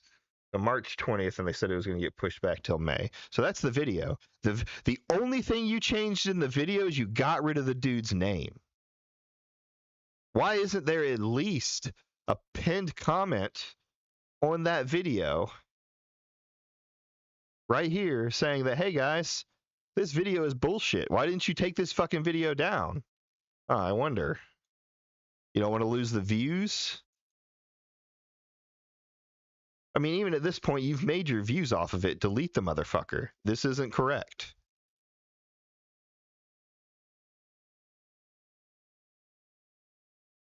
Now, where did it leave him? A channel with less subscribers, less views, and people that do not trust him at all. So I hope. How do you know people don't trust him? He's a smaller YouTuber. You were there at that point, right? This guy, this is just I'm going to make fun or talk about, try and fucking defame, not defame. It's not a defamation case. I'm just going to try and make Mcdrizzle look like the fucking bad guy. Hope it was worth it for your social experiment, but regardless. Not a social experiment, exposing a shitty journalist. Of that, Mcdrizzle responds, and this response is, we'll just say, fascinating. I wouldn't use the word fascinating. You don't seem like you're smart enough to understand what this is. He goes, for those wondering, I removed tweets and videos to comply with the cease and desist. It says it right there. Part of this as well was not to impersonate an Ubisoft employee for any intent in the future. Again, the problem is, once you do what you did, nobody will believe a damn thing that you say because hey, that's awesome. That's for you too, you freaking retard. Why should anyone believe anything you say when the information you put out has been proven wrong on multiple occasions, and that your insiders are nothing more than people on the internet sending you emails saying that they work for fucking companies? You have already proven yourself to be untrustworthy. Yes, you have. So I don't even take any of this with any kind of truth whatsoever. Oh, okay, so now we're just going to immediately poison the well and say, hey, I can't believe what he's saying here. This is probably all bullshit right off the fucking bat. Part of this as well was not to impersonate a Ubisoft employee for any intent in the future.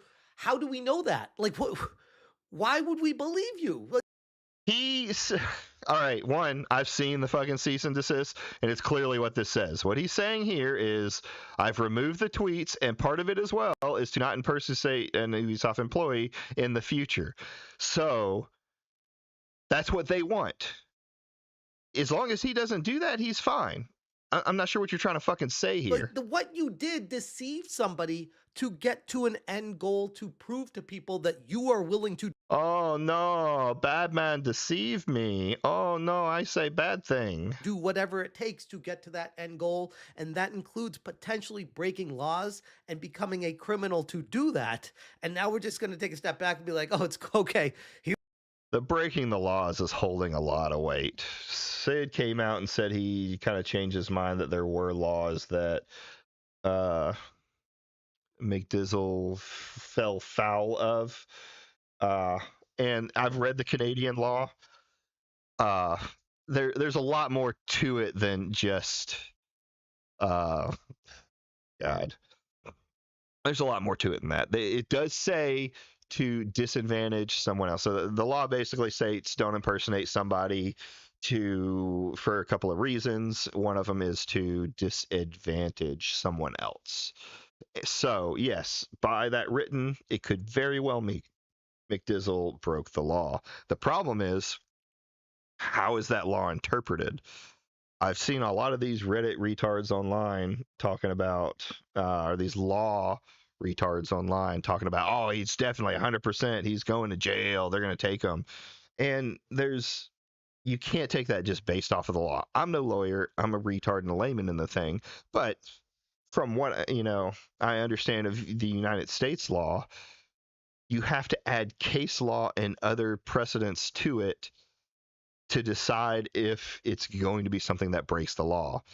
Did what Mcdrizzle do constitute enough disadvantage that he broke said law? Like there's nothing to it. He's just putting this out here to constantly try and make Mcdrizzle look bad because he's not smart enough to do his own journalism and his own vetting process. He learned his lesson. I'm sure we You can see that with him using quotes on can vetting. trust him now because words, all How should we trust you now because of words? complied, and I think I can work with that. I take it pretty seriously. I have said my piece to those that matter in the situation. I understand Smash also got a C&D. I hope he takes it seriously, as sharing personal information to a large audience is no joke. My guy, you are in no position to tell me what I can do, what I can't do, what's moral. You cannot say these things. All right. He absolutely fucking can. Fuck you. You are in no standing. You have done this. You have talked about this. You have actively said that spreading this person's information to a larger audience is bad because Alyssa McConte said it to you or did it to you. So now you're saying it's not bad because you did it? All right. What you did just kind of eliminates. No, it doesn't. Don't fucking say it eliminates it. His wrongdoing doesn't eliminate your wrongdoing. Don't fucking God, this guy's retarded. Your ability to have this kind of moral grandstanding high ground. You've lost all of that. But no, he hasn't. And if he has, you have too. So it's two immoral people talking to you about each other. So at this point, I don't see anything wrong with it. regardless, to the people who are angry on behalf of their favorite YouTuber, don't know what to tell you. I've been reasonable, mature, and an adult this whole time, and actually gave Smash some good faith that I did not need to, and provided him with the name of one of the BioWare leakers, which isn't me. And by the way, he did do that. He sent me the information of a BioWare leaker, and I was like, yeah, that's the leaker that I confirmed with my actual inside source at BioWare that is not a real person. And they vetted it for me and said, yeah, that's not true. The information that they gave you there is not true. And I made a video. You still put out the information though. Right? That's what was being said is you already put out the information. Is that video still up? God, I'm gonna fucking Oop.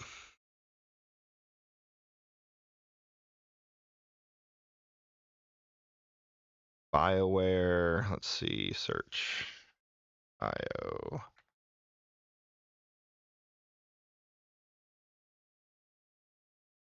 BioWare veteran. Okay, exclusive insider exposes all.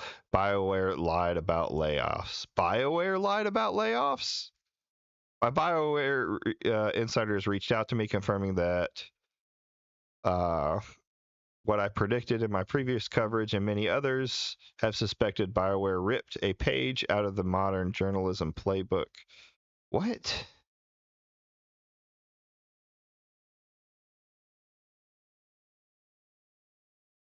BioWare has taken to their company blog post to let everyone know that they have officially announced an organizational restructuring effort that is going to move people outside of significant restructuring going on at Parish Lay and others. In keeping with our fierce commitment to so we have worked diligently. Okay, what?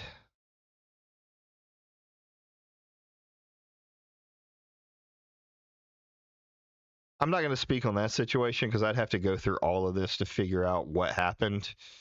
But from Sid seems to have a clear distinction that you did post the information. I don't know if that video is still up, but he helped you confirm it. You confirmed it with your other BioWare insider, which I don't even know. It's been proven that you can't be trusted as a to vet your insider. So how do I know that your other BioWare insider isn't thing? Let's throw that back on you. I don't know. This is fucking. Oh, this is bad. Talking about that. So I don't know how this is a gotcha. Again, like this is the problem that I have with them is they're trying to extrapolate one situation and be like, oh, we got him here. So because we got him there, that means everything he's ever done ever is not believable. And I'm like, okay, then why are you not actually bringing up other examples?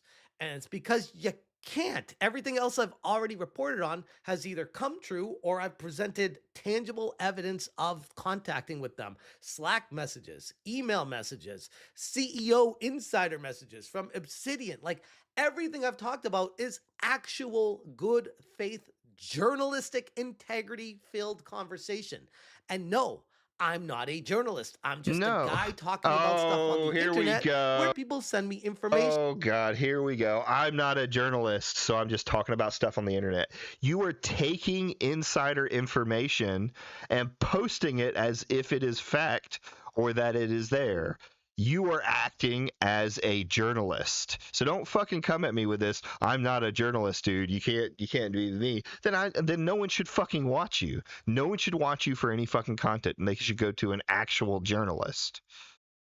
Probably not some of the main companies, but someone other than fucking you. And I don't know where this keeps getting caught up where, oh, this is journalism integrity and Smashjt.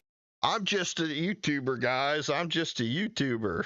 He is no better than the yellow journalism anywhere else. I'm like, bro, I don't know what you're trying to prove here, but whatever it is, it's clearly not working. But you can't be that dumb. It's not working because you have an audience that is radicalized towards, I hate saying that word, I shouldn't say it like that, towards this, hating gamers and this DEI mess and stuff like that.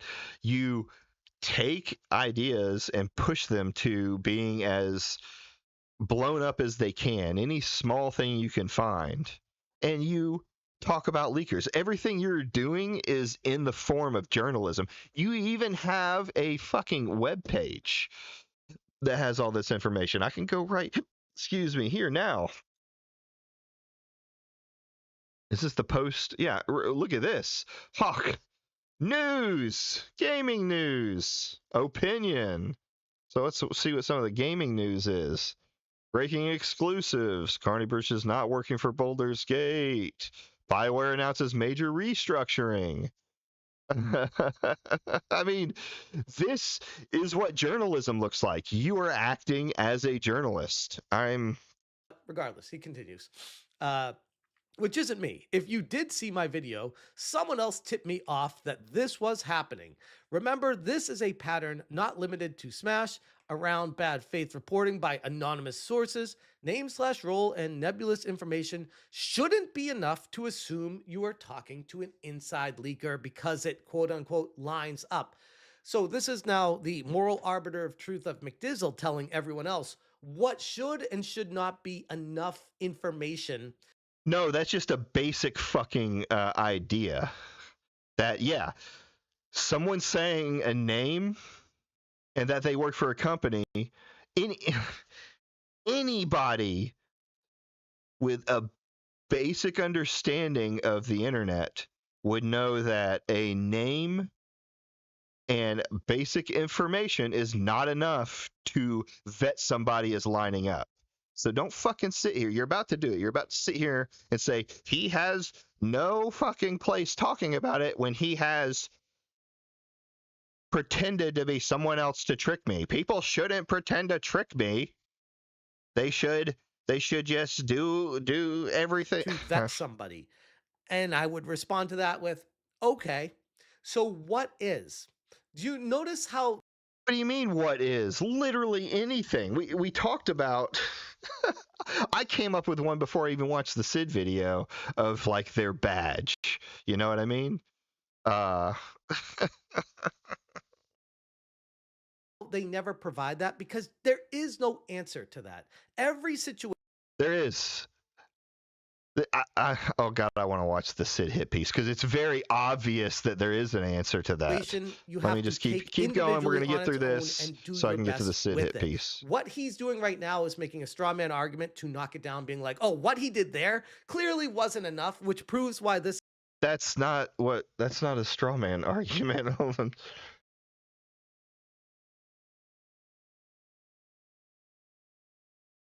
Strongman fallacy is the formal fallacy of refuting an argument different from the one actually under decision, while not recognizing or acknowledging the distinction. Is that kind of what you're doing? I'm not going to say that. I'm not a fucking debate bro. I don't get into that, but that's not a straw man. That's him saying this is not enough. You can disagree with him, but I think the vast majority of people are going to agree with you. guy is not somebody you should trust. And it's like, no, bro, you can't do that. That doesn't work. Every situation is its own beast. Yeah, every situation is its own beast, but you can have a minimum standard that you can reach, like IDing the guy who's sending you this information. He could send you an email with a picture ID. If you're a reputable person, like you claim to be, then you're obviously not going to. Well, I mean, we've seen that you'll probably dox all this information. But anyway, you can see that, hey, this guy is the guy he's saying. It's like just the ID is more than anything else, right? Like, hey, it's, I can confirm that I see there's a guy working at Ubisoft. How do I know you're that guy? Send me a picture of your ID. Do I have an apology for Smash? No. Why would I Fair apologize enough. to a large YouTuber who has blasted out my personal information, not a dox, but definitely threw my name and general location out to his angry smashers, keeps talking about me? Bro, you tried to destroy my career, my reputation. If you had done the right things, your career and reputation would be intact.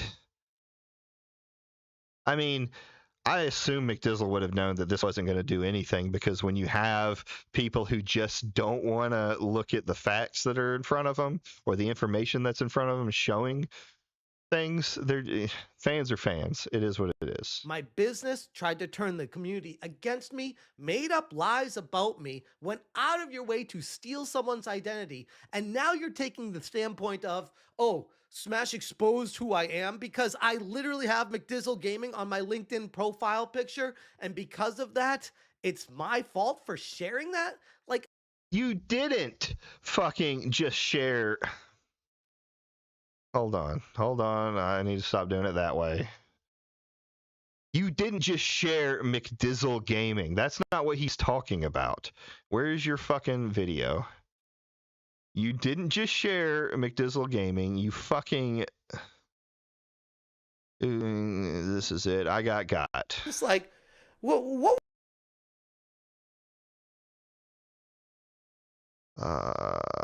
Did he take it out? There's Mcdrizzle. You. No, he took it out. Unless I'm just missing quietly it. delete the article and be like, oh, well, something didn't line. Okay, let's see. Where's the transcripts? I saw his fucking name on there, which tells me that you either took it out. F. Are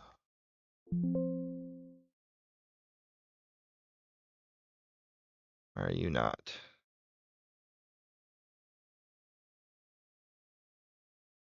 Move to the point.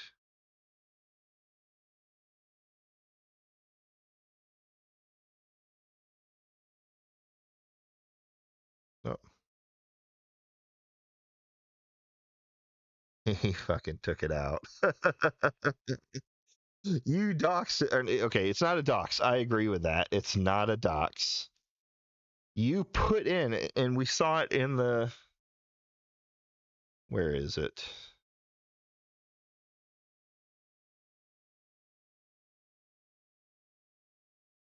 Jesus.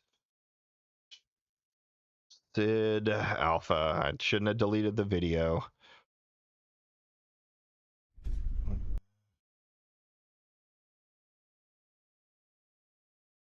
It's later in the video, wasn't it? Here we go. Implication. No, I found initial video responding to this. That you are encouraging your audience to proactively dox a person. This is the information he put out. Smash showed the personal socials of Mcdrizzle Gaming in the first minute of his I Got video unredacted. Instead of the Mcdrizzle account, I have redacted them. So now let's go back. Now that I know it's within the first minute, let's see if you deleted it or if you kept it in there or if you even redacted the information.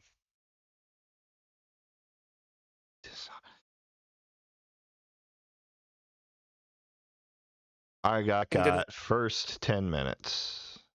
I'm not perfect, nor do I try to claim that I am in the successful and doing better to be like him of troll me and look at that. How about that? That's Mcdrizzle Gaming. But that's his personal fucking shit. This is his personal account, and you know it's his personal account. Yeah, he might have Mcdrizzle Gaming here. He had his personals connected to his name. That's fine. It's not doxing. But this is exactly what Alyssa did to you. She pulled your information and gave it to her wider audience, probably with the hopes that they would come after you, and I'm sure they did. You are doing the same thing, not just putting in his Mcdrizzle. So stop being a little pussy about it and admit that that's what you were trying to do. I'm sorry, bro. You are not the person in the position of being right here, okay? All I'm doing is reporting, showing people I do my due diligence. I do my research. You have yet, okay. I reached out to him and I asked the questions like, what is he doing different? I asked him, he even said I was being cordial, even though he's mad at me now because I told him his content was slop in a public tweet. Sorry, I'll be cordial. Like, never mind. That's a whole different situation. Where was I going with this? Who I am, because I literally have Mcdrizzle Gaming on my LinkedIn profile picture, and because of that, it's my fault. Yes. For sharing that? Yes, it is your fault for putting that public information in your video. It didn't just pop up. It didn't just go anywhere. You chose his personal account with his name in it, not his Mcdrizzle account. You chose his personal account. Like, I'm sorry, bro. You are not the person in the position of being right. This fucking guy. All I'm doing is reporting, showing people I do my due diligence. I do my research. And part of that sometimes shows things that you might not want to see out there. Wow, what a fucking sleazy little F slur. Oh, I'm just doing the reporting and it happened to go in there. You made the conscious decision to put it in there. So you are the one who wanted it to go out there. And I absolutely believe you wanted your fans to go after him. Did you actively set it? No. It's a little wink and a nod saying, hey, uh, this is this guy's name. Which, oh, by the way, goes back to don't come at me if you don't expect me to come back at you and say, oh, okay, this is what you're going to do to me. All right, everyone. So basically what you're saying is if you come at me, I'll do everything I can to dox you. Here's who we're dealing with. Again, you can try to cry and play victim all you want, but at the end of the day, you are the one in the wrong here. It's why I'm not worried at all about Ubisoft and their lawyers. This guy is an absolute retard. And yeah, you shouldn't, because you adhered to the cease and desist. Mcdrizzle did the same. Why should he have to worry? I did what they asked me to. I complied with what they asked me to, even though I know I didn't have to, out of the kindness out of my heart, because I don't want this employee to be negatively impacted or affected. Maybe you should have thought about that before you put his fucking name in your video. By a situation that you 100% wholeheartedly created yourself. And that you were too stupid to vet enough to keep from happening. That I had nothing to do with. Take some accountability. That's some words you need to fucking listen to. You did nothing to vet the fucking guy that was coming into you. You then, afterwards, blasted the name of somebody who had nothing to fucking do with it. You can blame Mcdrizzle all you want for sending the email and using someone's name. If you have a moral problem with him pretending to be somebody, that's fine. I don't give a shit, because you have to use something. And the fun thing is it was so easy to fucking stop. You have to do something if you're going to expose somebody for something. So I think there probably are better ways than using a guy's name, but it was the easiest thing to stop. Like anybody on the internet who's doing some kind of journalism, some time of reporting, which is a form of journalism, by the way, would have vetted, seen that was bullshit, and it never would have made the light of day, right?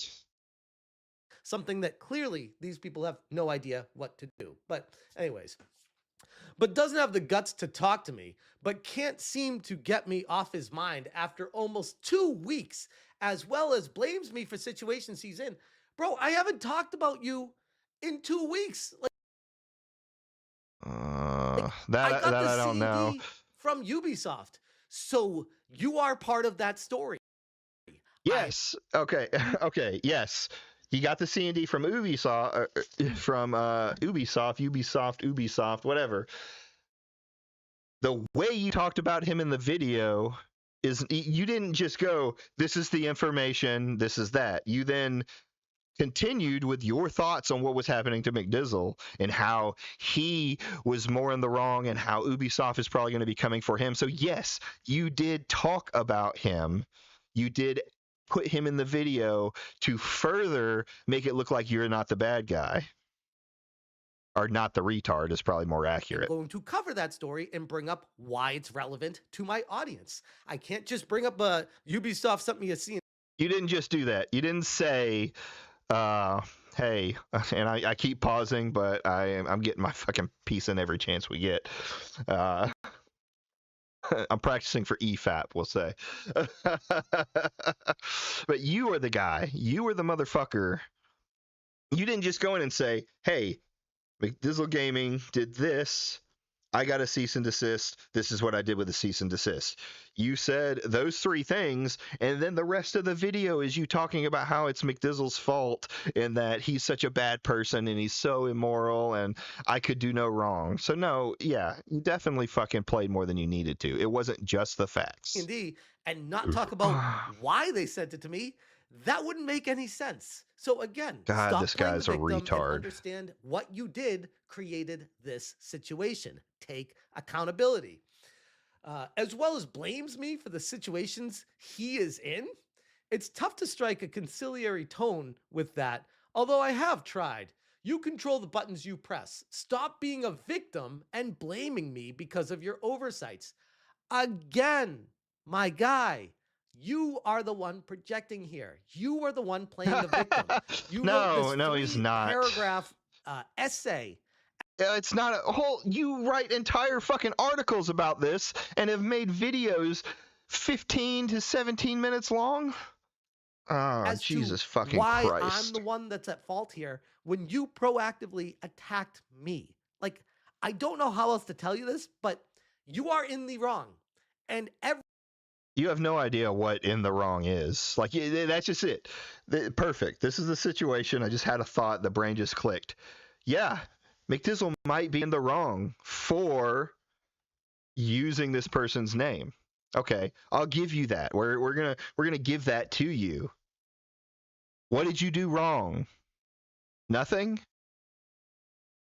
You refuse to take accountability for what you did, which is not vet your sources correctly. But yet, in the videos that I have watched, the only amounts of time that you have mentioned your fault in it is in the first video for a tiny sliver of it. And then the rest is how bad and wrong Mcdrizzle is. Take your own advice, take some fucking accountability for what you said, and stop acting like a fucking victim. everybody sees it for what it is right now, especially Ubisoft, who is watching everything that's happening right now. And I am not worried at all. My hands are clean from the situation. I admitted that what I did probably could have been vetted further. I could have asked. Probably could have been vetted further. I could have asked. No, you're so fucking underplaying the portion of what your part in this. More questions. You could have lied more to me. More questions wouldn't have gotten anything. You can find objectively right things to do, like getting their ID, getting that they work at, a pay stub, something like that, that is objective proof that they work for the company they say they work for. But at the end of the day, I would have ended up in the same exact position that we're in right now. If you believe that, you are fucking retarded. If you believe that there was absolutely nothing that you could do, then how is anybody to believe any other journalists that are out there? Like, there's just nothing you can do, guys. We have this global thing called the internet where I can get information, and then they can't send me their IDs. They can't trust me. I'll dox them, guys. He didn't dox, by the way. I'm going to say he didn't dox anybody. He found publicly available information and then spread it to his audience, just like Alyssa McConte did to him. Now, and again, it goes back to you taking accountability for what you did, the actions you created and caused, instead of saying, oh, if Smash just did. Oh, he created the problem. It's not my fault. It's not my fault. God, like, all right. Aren't y'all supposed to be the tough, anti-woke, masculine dudes? What happened to that side that they sound like the woke freaking DEI activists? Did more, I would have backed off. It would have been left at that, and I would have told the community that he is better than I thought he was and very trustworthy. Yeah, bro. Okay, the same guy that stole someone's identity and went through.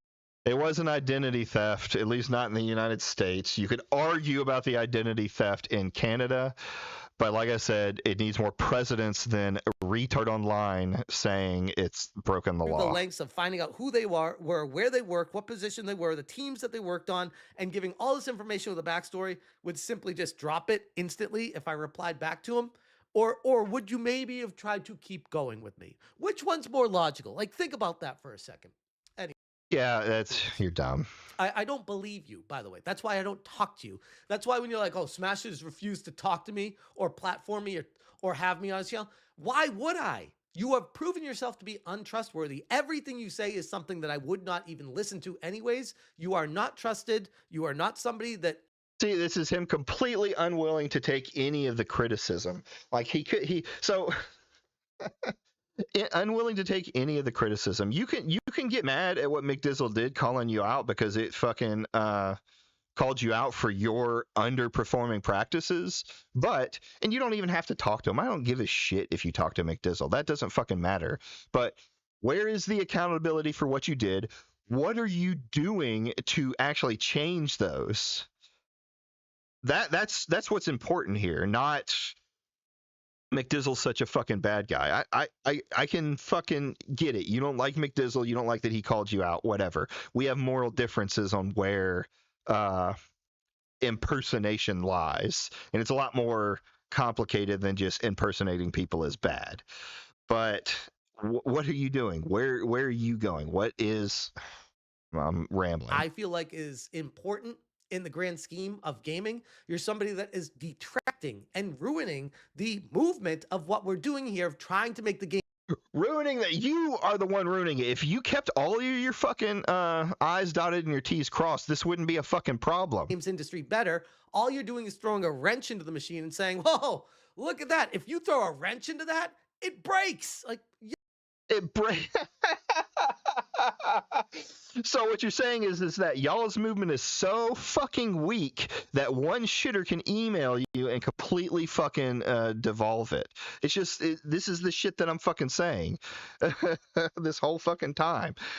It's not a movement that cares about doing anything. There's no good journalism in it. There's no finding out what the truth is. There's no doing anything to make it good. It's just you're stopping us from putting out the information that we want to put out, saying that gaming is bad and full of woke. You're fucking full of shit. Everybody should be testing your movement. If your movement is correct, it won't be found wanting. yeah, bro, that's what happens. That was kind of a gay statement for me to say, but you know. So congratulations on your small win that lasted like a day when much of the community I don't know. I mean, there's people talking about this still to this day. Is it big drama? No, I think the Dr. Disrespect Mercs drama is a little bit bigger, but this has gone on a little bit longer than just one day. community who just already hated me going into that just reinforced and confirmed their bias of hating me. Look at this. He is very clearly in full damage control mode, despite admitting that he complied with the cease and desist. What? He's admitting that he complied with cease and desist. He did what the cease and desist asked. What damage control is there? Why are we not talking about this? Again, where everyone else kind of saw this for what it was and kind of made them aware of, oh, who's this Smashjt guy? Let me find out about the situation. And then you Streisand me, just like Alyssa Mercante did, just like everything else that just keeps happening. I'm such a victim. Everyone's coming out to get me. Happening with me. How everyone this keeps fucking coming dude? at me and everyone keeps finding out about me. And they're like, Are you actually? oh, wait, Smash isn't actually doing anything wrong at all. And he's trying his best. That is not the truth. There are tons of people who are calling you out. The problem is you do have a large freaking audience of fans. I hate to tell you, fans are going to stick with you through most things, thick and thin. You have to do something incredibly disingenuous or incredibly immoral for most fans to drop you.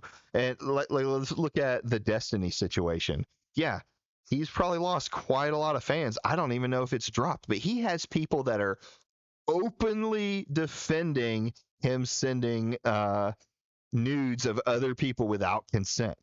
They are hardcore trying to defend him on that. So what makes your fans different from his and the fact that they'll defend you when you fucked up and not call you out for it? And sometimes he's human. Sometimes he's going to make mistakes, but he's trying his best. And on the not talking to him thing, if you were clearly in the right and you thought you could win that argument, why not talk to him? I would do it live and see, but that's just me. With what he's doing, and he's doing his best to provide this information to us.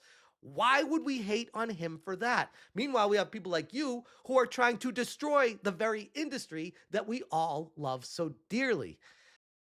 What? He's not destroying the industry that we all love so dearly. He called out a shitty YouTuber who can't even be bothered to think of things that might vet a source before he puts out the information. Anyways, I could keep going on this. The article goes on and on, but that's basically all I wanted to get out of me in this video. Mcdrizzle is completely lost.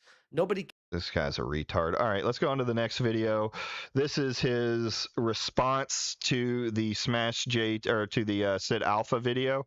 So let's see if he, after watching this video, after he watches this video, let's see if he can. Because I don't think at this point we're in a chronological order. I don't think he's the other videos. He hasn't seen this one, so he hasn't come up with, he hasn't been given ideas. Obviously, he can't think of anything that could possibly work. But maybe seeing some of Sid's stuff, you'll see. But of course, it says hit piece. So this is Sid Alpha's hit piece on me, which, yeah, again, I'll give him credit. It is working initially. There was definitely a lot of hate on me right when this dropped. And then it kind of, after that splash, it's been like, there's been a lot of backlash to him now. People are like, wait a second. Why are you defending Mcdrizzle right now? He's the one that's in the wrong. Who gives a fuck about Mcdrizzle? Your fans are saying that. You are so fucking cucked by your audience that that's the only people you listen to. Why don't you look at some other fucking dudes and see what's going on here? Like, why don't you try and take some of this dissenting information and learn? I'm already fucking pissed off at this video. Now, I wrote back, and I'll put my response here. I said, I'm sorry to hear about your uncle, because apparently I saw in another tweet, he said he's been away from YouTube because his uncle passed away. And that's totally understandable. I said, I'm sorry to hear about your uncle. Thank you for your feedback and input on this video. As I've explained in my own channel multiple times, this was a harsh lesson to learn from being flippant, and I hope to be better moving forward.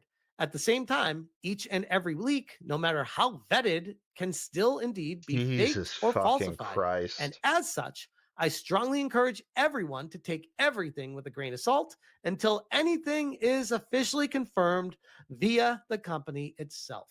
He had ideas for the bare minimum in that fucking video.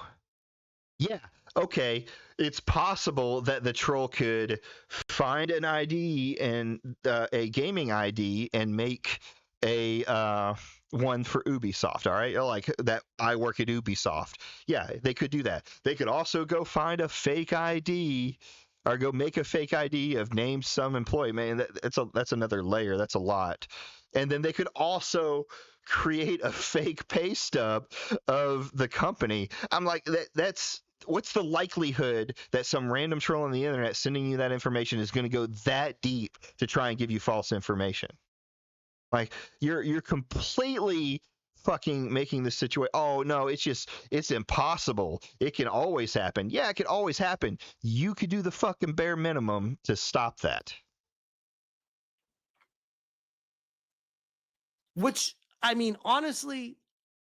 And so far, you really haven't. The only thing you've said is that I'm going to do better moving forward. You have not told anyone what you are doing to better vet your people.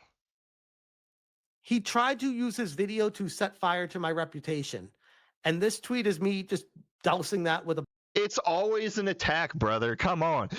You are worse than the other people, than some of the fucking leftoids and the fucking wokes at, I said something, they attacked me. He is criticizing your work because it deserves to be criticized.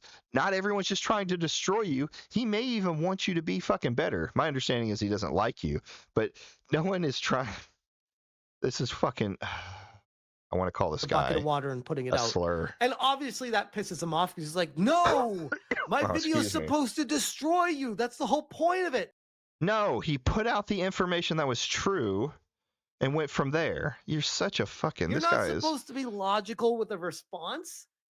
That's not logical. No. So he continues coping.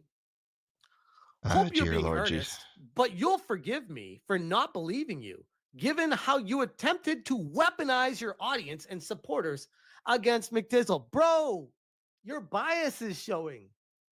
What the fuck are you talking about, man? What? He made his bias clear in the video, for one. I've made my bias clear in this.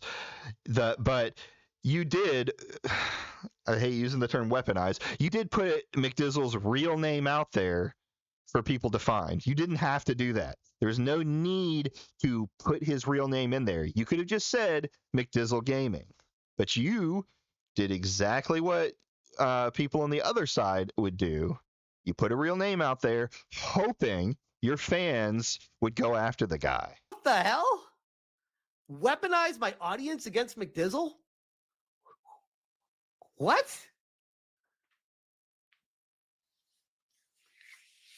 So this is one of those, you can't punch down to a smaller channel. You just need to take it. You just need. That's not at all what the fuck is going on here. You can say anything back you want to say, but you should not. It's, I would argue, a little immoral to throw real names at it when people are using an alias. Like, what reason really was there? What's the purpose of using his real name? Need to take it whenever they.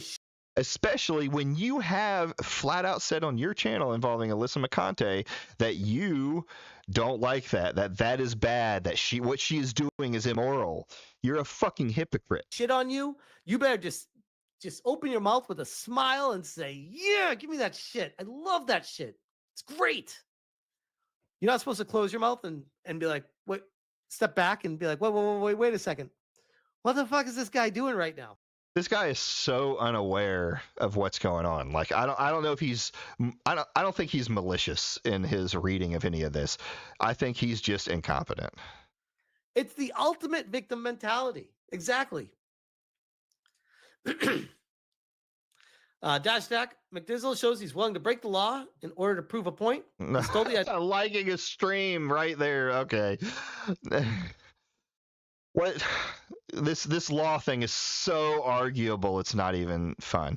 I've had people try and send me American law on it, and there's so far no American law that I've seen that anyone has shown me that shows that he broke any laws in the United States.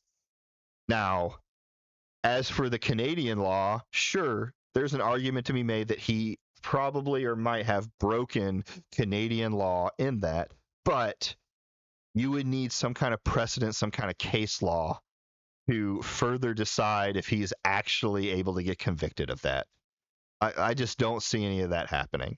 Y'all are coping on this breaking the law thing to make yourself look good, when in fact you have, and I'm in his way again. Let me move my little wiggler back over here so that you can see old Smashjt.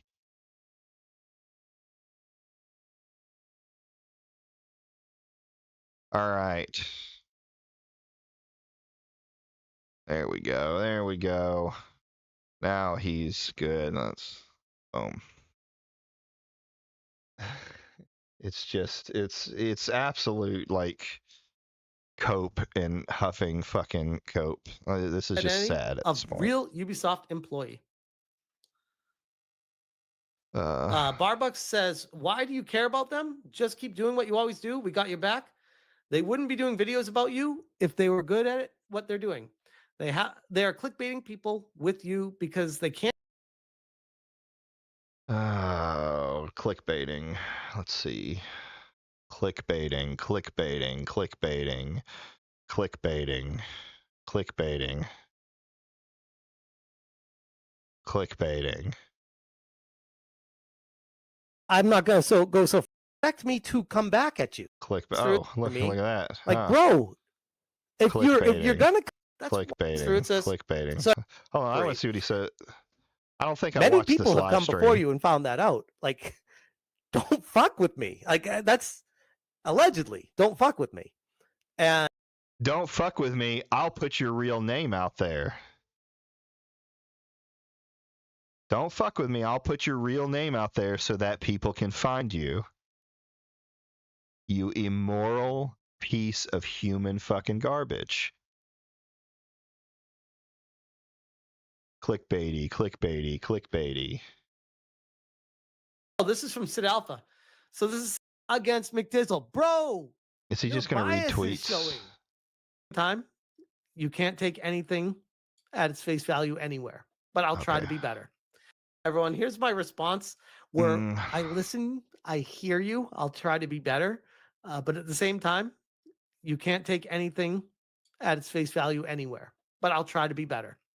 And this guy, nah, fuck you, you ratty sack of shit. As long as you continue cozying up to the bigots and racists who only serve to dehumanize. Jesus fucking Christ. Okay. Hey, man, you cool with me letting the Ubisoft employee know that you stole his identity without his permission? I mean, obviously, I won't be held responsible. So you mean reaching if he decides to press charges on you for it. This is all right. This is a shit video. You It's just say him. for clout? Was that the reason? So he's just reading I people's thought we were all shitters reading tweets and detecting arguing with transparency. This was a fucking. whole social experiment. You were the one that wanted more. It's not. It's not. You keep saying social experiment. Who said it was a social experiment? But you. This is. See, look, here's his account, but somehow he still managed to go in and put his other. All right. I'm not watching that fucking video. It's clear he's not going to talk about his fucking stuff. I'm going to reach back out to JT, even though I know he's probably not going to answer me back, because I'm not very satisfied with any of his answers. He hasn't done anything but talk about, Mcdrizzle's wrongs in this. He hasn't fucking talked about any ways that he's actually going to fix what's happening. He's just pushing everything towards Mcdrizzle and anyone else who dissents against him. And he's pretty much flat out said that if you come after me, I'll find your real name and I'll put it on the internet. I won't dox you, just the first and last name if they're publicly available.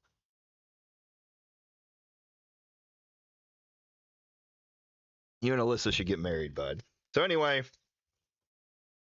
with that, we are going to watch this video. Trey is gaming. I'm actually going to subscribe to him because I've heard good things, I guess.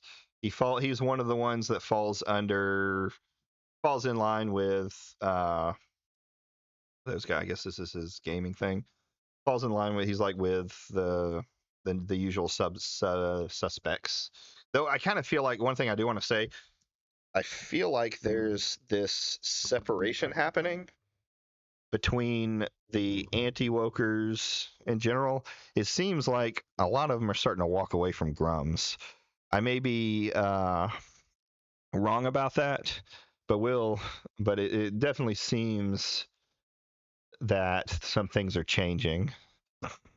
So let's take a look at this video. Oh, it's an hour long. I don't know that I'm going to watch this whole thing. Oh, Mcdrizzle even shows his face. Let's see. Is it interesting? Okay. All right. So would it be safe to say like you're a backlash to the backlash? Yeah, I do investigations. I like detail. Like I started YouTube doing data mining with Rockstar games, like Red Dead Online, a little bit of GTA Online, and digging into a lot of details and shit like that. So I like investigating things. I don't put content out there like 4 times a day, those type of things. I don't get that stamina, man. But I take my time to try to do some deep dives, and I really have. So, or at least most people that I've talked to haven't. For example, my stuff on Ember, no one's come back and been like, "Well, you're full of shit." Right. I'm like, because people would do that if they had that opportunity. But Okay. that one of Smashjt with a mass audience, and I know, this person was using a name and a role for someone that may have worked at BioWare and a bunch of other nebulous information. And in fact, that person just kind of left it. And you might say, well, that came true or whatever. I can't tell you. I DM'd with Smash, provided him this information as a show of goodwill. And he confirmed with me that, hey, that was a fake leaker. Although he may have other BioWare insiders and such, I'm not going to deny that. But in that case, someone was fucking with him, and I did give him that information to help him move forward. My intentions were very well documented from the start, and I've been doing these investigations for a while, so it's not like a wake up and gotcha. A lot of people are using the word gotcha. They're the only ones saying that. I investigate pieces other people are often really scared to, and for some reason, my small-ass channel has some sort of impact and makes people real mad, whether it be Smashjt or Grums or others. My intentions were a skill check in the media in 2025. Smash is a journalist, no matter how he self-identifies. He has a website and a news section. He monetizes that news as early access. That's all good. Make your money. Nothing wrong with that. But let's just have a conversation and call it what it is, right? And that should be okay, in my opinion. Now, overall, do I have regrets? Absolutely. I I feel real bad for anyone's name or anyone's privacy that may have been violated during this activity, or any part that I played in that. One note I will make is I have not shared any public information of any employees with a mass audience. And I know I did watch a video of you kind of reacting to it. And, I heard some of the, your concerns, and I don't want to dismiss those by any means. That said, both Smash and I have received cease and desist and actioned on it accordingly. Again, I feel bad for anyone that has been impacted in this that shouldn't have been impacted in this in any way. So I have no litigation or anything like that I can speak of. That's happening. So there it is, him saying it with another channel.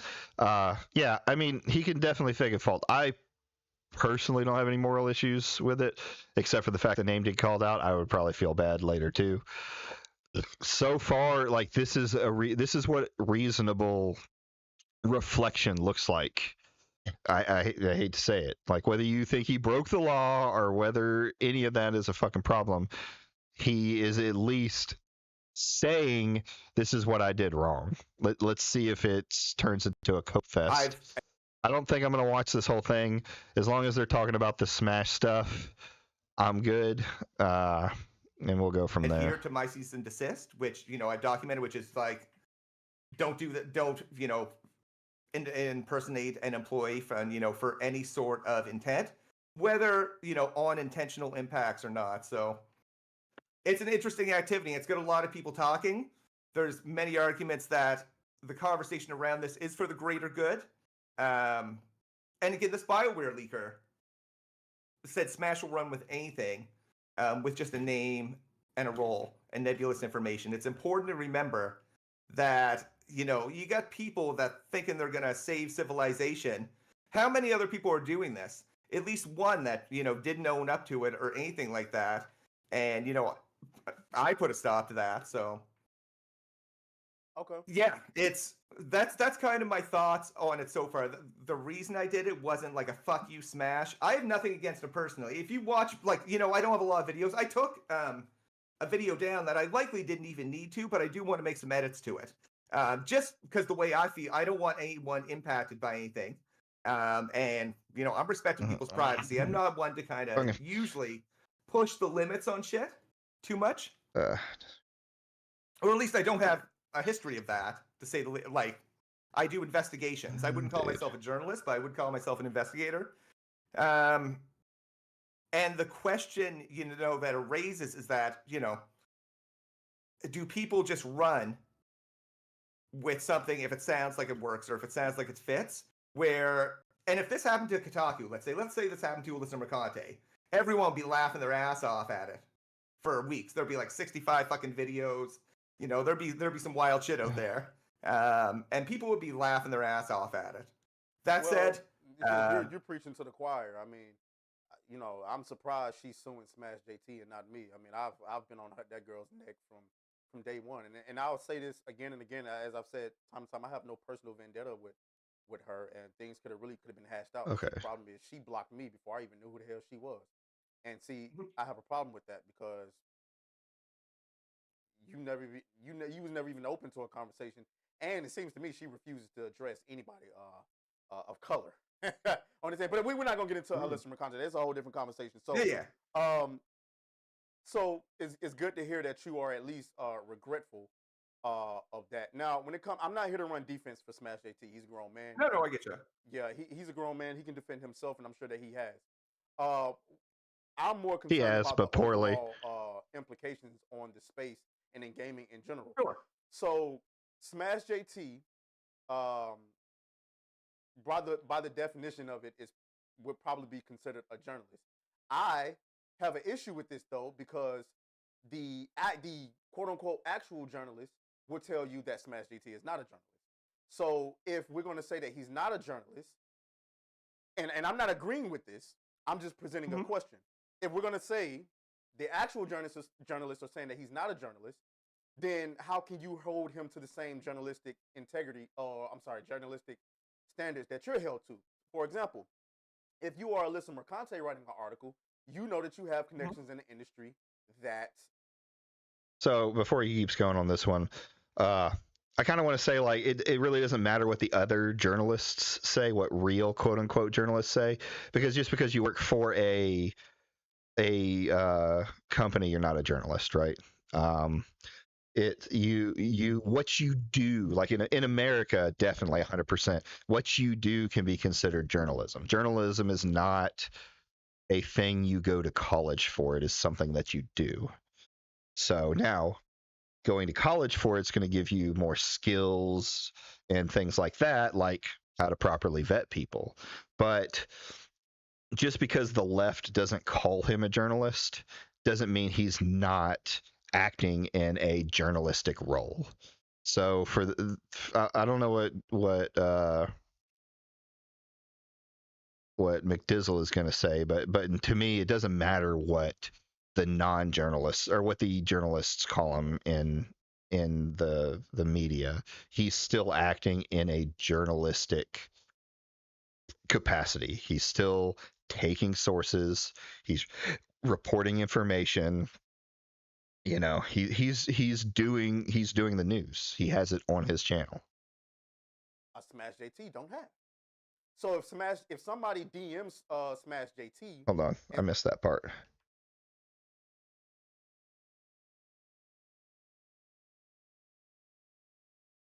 Come on. All right, we'll go back. if you are Alyssa Mercante writing an article, you know that you have connections in the industry that a Smashjt don't have. So if somebody DMs Smashjt and says, I'm so and so, I work at such and such, I provide this information, it is up to Smashjt to decide whether or not he wants to provide that information. In this particular situation, he may have jumped the gun and thought that the puzzles lined up where they may have not lined up, and then released information that was obviously incorrect. To me, while this is extremely unfortunate, as a YouTuber, not a journalist, I don't see how he could have done anything better. Now, you could say, Sure. So I don't like this distinction. Like I said before, journalism is not just some kind of like a career thing. It's not you saying, it's not you going to school and getting a job as a journalist. That helps you become a better journalist, but that's not the requirement. Anybody can be a journalist. Just reporting something in your local community is a form of journalism, right? So this idea that there's nothing he could have done is not right. Yes, if you work for a if you work for a larger publication like Kotaku, IGN, places like this, you're going to build those connections up, right? They have connections that then you yourself have. And those connections, a lot of times, you can take with you to another journalistic outlet, or in some cases, when they do it individually. Smash as a YouTuber can still build those connections. It's just going to be harder, right?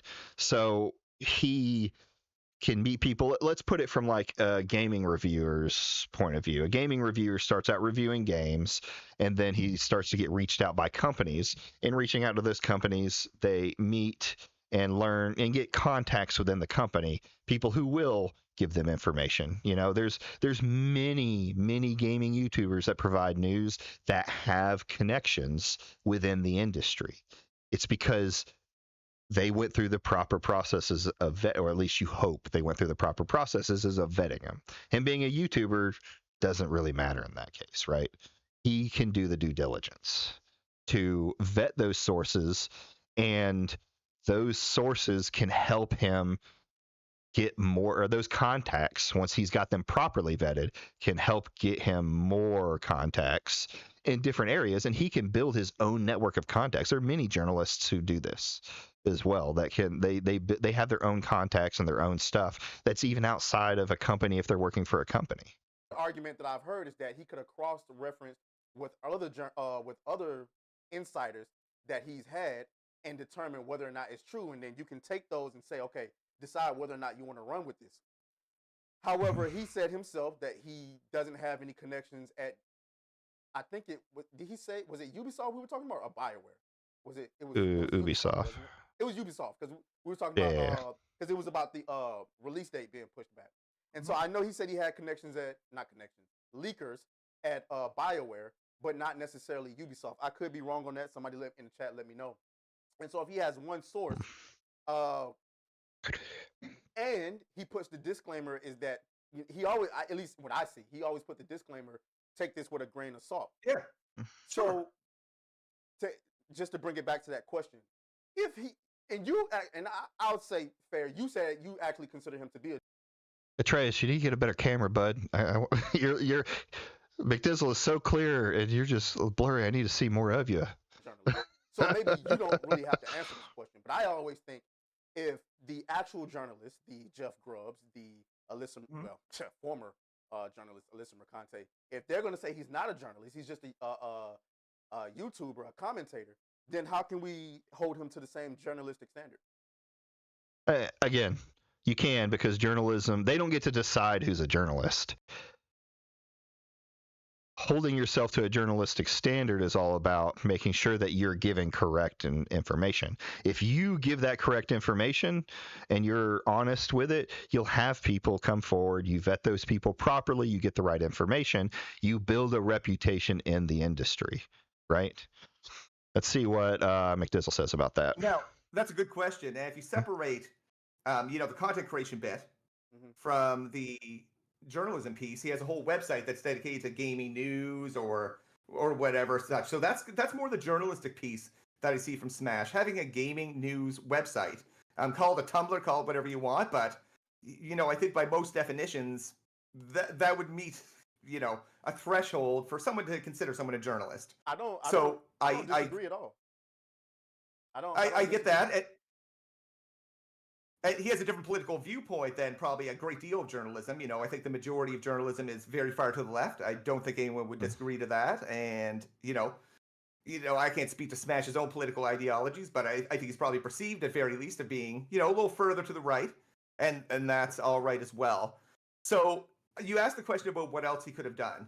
And I heard you mention kind of like cross-reference. I don't even think that's way too much.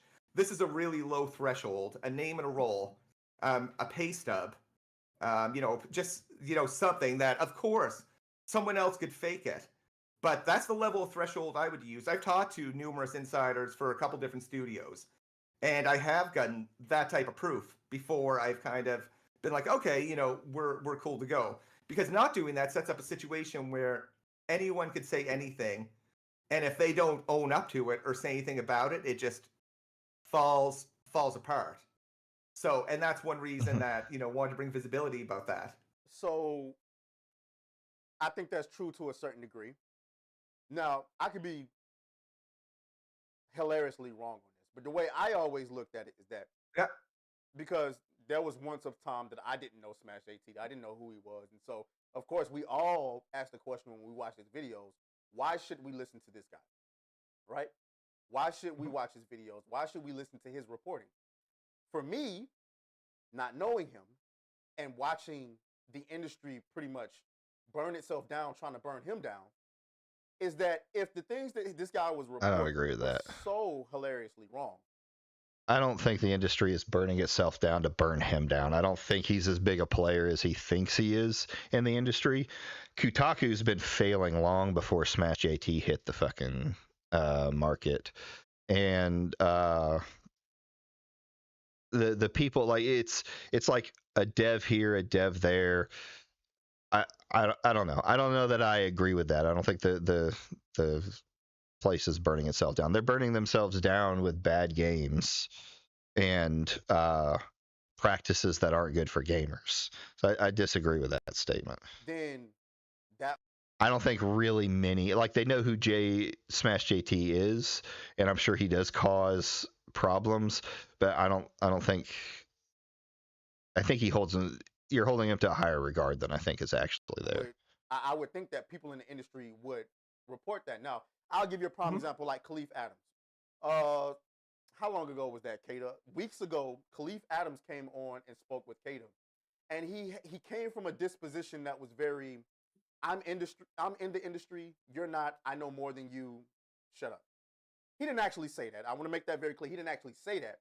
But he was very snobby, very arrogant about it. I just know more than you. And when it comes to these things that Grums is reporting, when it comes to, I mean, even Grums is getting his reckoning online right now. Like, we just talked about Grums, I want to say yesterday, with the whole Witcher 4 thing, when they were trying to say that she looked like a man, and then they celebrated an improvement on the model, and it's the same goddamn model. So that's why I'm always like, if you're reporting something that's wrong, it will be corrected. You will be corrected one way or another. Either a developer is going to come out and say something directly, or what they like to do is talk through the media. But you got to bring the truth. So, for example, we talked weeks ago about him reporting that BioWare news. So, kind of getting into this, that like they'll just automatically be able to disprove it. That's not true. There's some things that are subjective enough that no matter what they say, it's not going to be disproven or proven. Like, example is what I was talking about with the user tags on Steam is Avowed in that situation, or the Obsidian in that situation can go in and get rid of those tags, right? But it's like a damned if you do, damned if you don't situation. If they got rid of the gay and political tags, which they did get rid of the political ones and they kept the gay one. If they got rid of the gay tag, then there's the potential that you're going to come in and say that the anti-woke side is going to come in and say that they are trying to hide it and this and that, and then the gay community or LGBTQ, whatever you want to call them, are going to come in and say that they're doing whatever. There's things that are lose-lose situations when someone comes out with stuff on the information. And that's the thing, is a lot of gaming news in general on the YouTuber side is going to be speculation. There's nothing wrong with that, or taking the information you have. The problem I have is the information that's taken is disingenuously used. So now everybody came out and said, "Oh, that's false. BioWare Edmonton is not closing. Whatever." Then hilariously, a couple of weeks later, they are dissolving. Like, no, that's not the word they use. They are restructuring. All of a sudden, everybody at the studio is moving here and there, and it's like a skeleton crew remaining. Okay, so you didn't close the studio, but you basically closed. It's almost like they're doing their best to try to avoid giving any credibility to somebody like Smashjt. yeah, but that wasn't, from my understanding of it, is the information that was put out was Edmund is the headquarters of BioWare is closing. So that's the wrong information. They were going through a restructure. So I don't know. I don't like that distinction that, like, oh, well, we were a little right. Well, no, a guy just made up bullshit, and then it was later found out that something, like, just because you say some bullshit and it becomes right doesn't mean that you knew what you were fucking talking about, right? You can hit a million times, and that's the problems I have with Grums, is Grums will take any piece of information and put it online and then never reiterate whether it's right or wrong after the truth comes out. So coming back to what I was saying in the beginning, if he was such a unreliable source, why hasn't more of the things that he's reporting on just been debunked? Because most of it's not about the truth. It's about sensationalizing this information. A news outlet is not going to go to a YouTuber either and go through every piece of content and say, oh, look, this little piece of information is overblown. This little piece of information is wrong, blah, blah, blah. They're not going to give attention to every single shitter online or every single person online who's making bullshit accusations. You know what I mean? Here's kind of an example that I give, and I'm going to use Smash as an example. JT is in a lot of his reporting isn't necessarily 100% wrong. There's always a grain of truth in what he's saying, right? So we just watched through all of his videos. Bring Smashy Smash over here. We just went through all of his videos. And where was it? Let's go to videos. This one right here. Ubisoft lawyers respond, Mcdrizzle is screwed. Well, nothing in there in the video actually talked about why Mcdrizzle was screwed, but it's clickbaity art. It's a slop clickbait article. And now I will give Smash this. He is pretty much the one who coined these videos, him and Endymion. Or probably Endymion did it first. But basically, we're like, Ubisoft lawyers respond, Mcdrizzle is screwed. You're implying Ubisoft lawyers are going after Mcdrizzle, but that was never shown to be the case in any of the situation. And then you go through the video, and that's not really what we're talking about. He talks, lawyers did respond. That is a truth. They responded to him, not to Mcdrizzle. You gave assumptions about what would be going on with Mcdrizzle, but you didn't give any facts that showed that it was true. And that's the kind of journalism that we're seeing, and that's the journalism people have a problem with. Sure. No company is going to go there and say, oh, well, technically what they did is they kind of made it look this way. It's subjective stuff that can't be proven one way or the other. And again, the objective wasn't just to say Smashjt is an unreliable source. Myself, I can only speak from my own perspective and, what I've done. And I've done, a number of investigations, one on Concord. To give you an example, after Smash put out a video and someone called like Prof Brown or something like that, so a couple things kind of were like, huh?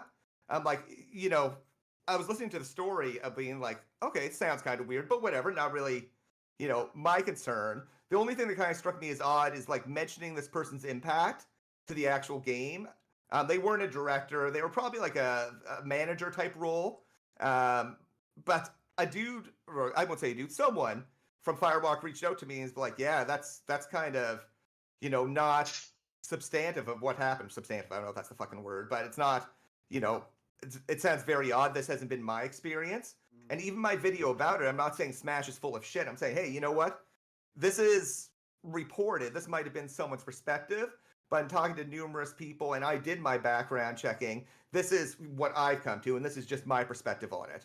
So I've had concerns with some of Smash's reporting. That's not to dismiss, stuff that he's probably getting right. I'm sure he has insiders. I'm not saying Smash doesn't. I have people I talk to. I'm sure he does as well. Absolutely. And I know he took it pretty personally, and I get it. I mean, who wouldn't? And after it, I tried to approach again with goodwill. I did in providing him information I didn't need to provide him around the BioWare stuff. And I thought that was, I wasn't saying we were buddies or anything like that, but a reasonable, like, here you go. He sent me a cheers back, confirmed that, hey, it was the case. This BioWare guy that reached out to me was for real, that, he was, a fake leaker. Although, again, I'll acknowledge that he probably had other ones. And so, but the last few days being like, I got to cease and desist. Go after Mcdrizzle. I'm like, yeah, well, I mean, I got one too, man. I'm ceasing. I'm desisting. Okay. And yeah, we don't want to talk about anything that'll get you legally in trouble, but Totally. There's more elephants in the room. Okay, so earlier you were hung up on the fact that Smashjt released that information about that employee. Yep.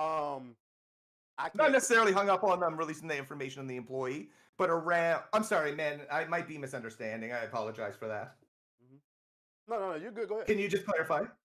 Well, no, I mean, Like the employee, and maybe I misunderstood because earlier you mentioned multiple times that you weren't the one that actually released the information for that employee, the name and information of that employee to a big audience.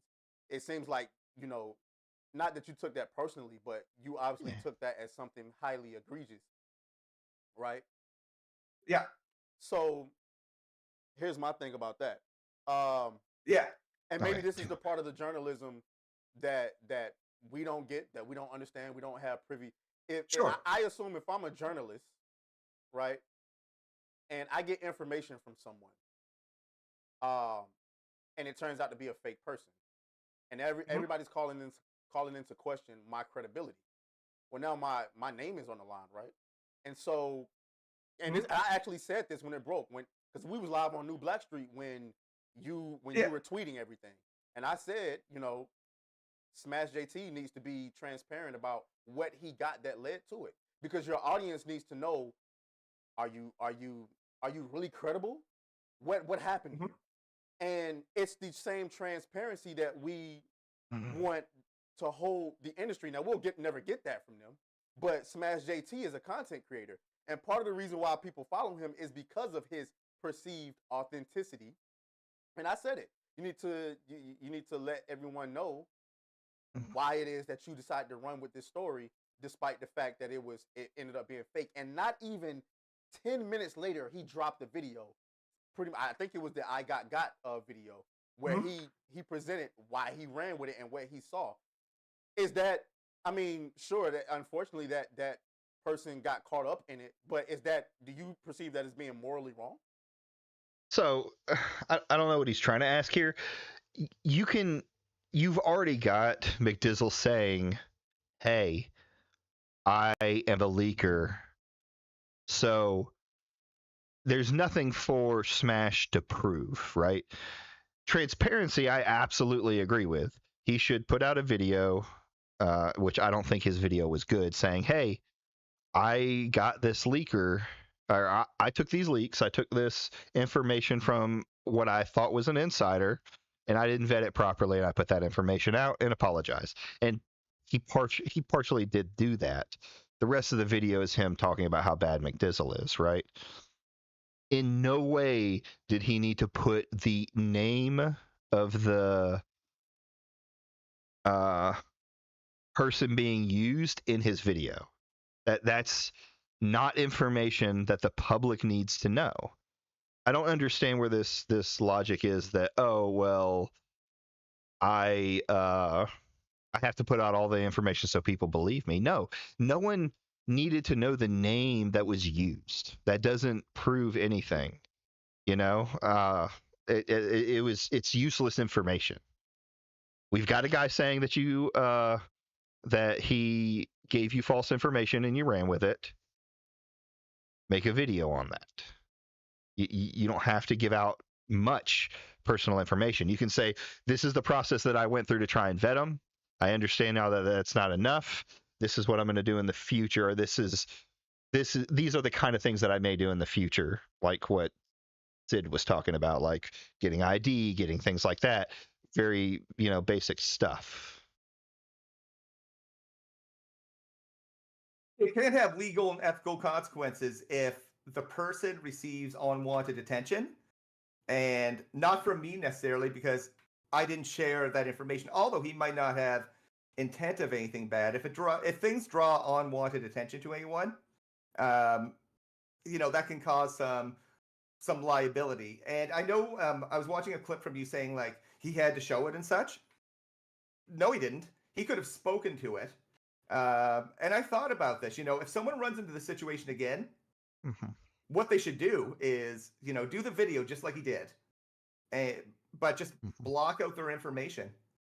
And that doesn't really prove too much, and you're not putting yourself at any sort of risk of getting some sort of cease and desist or anything like that.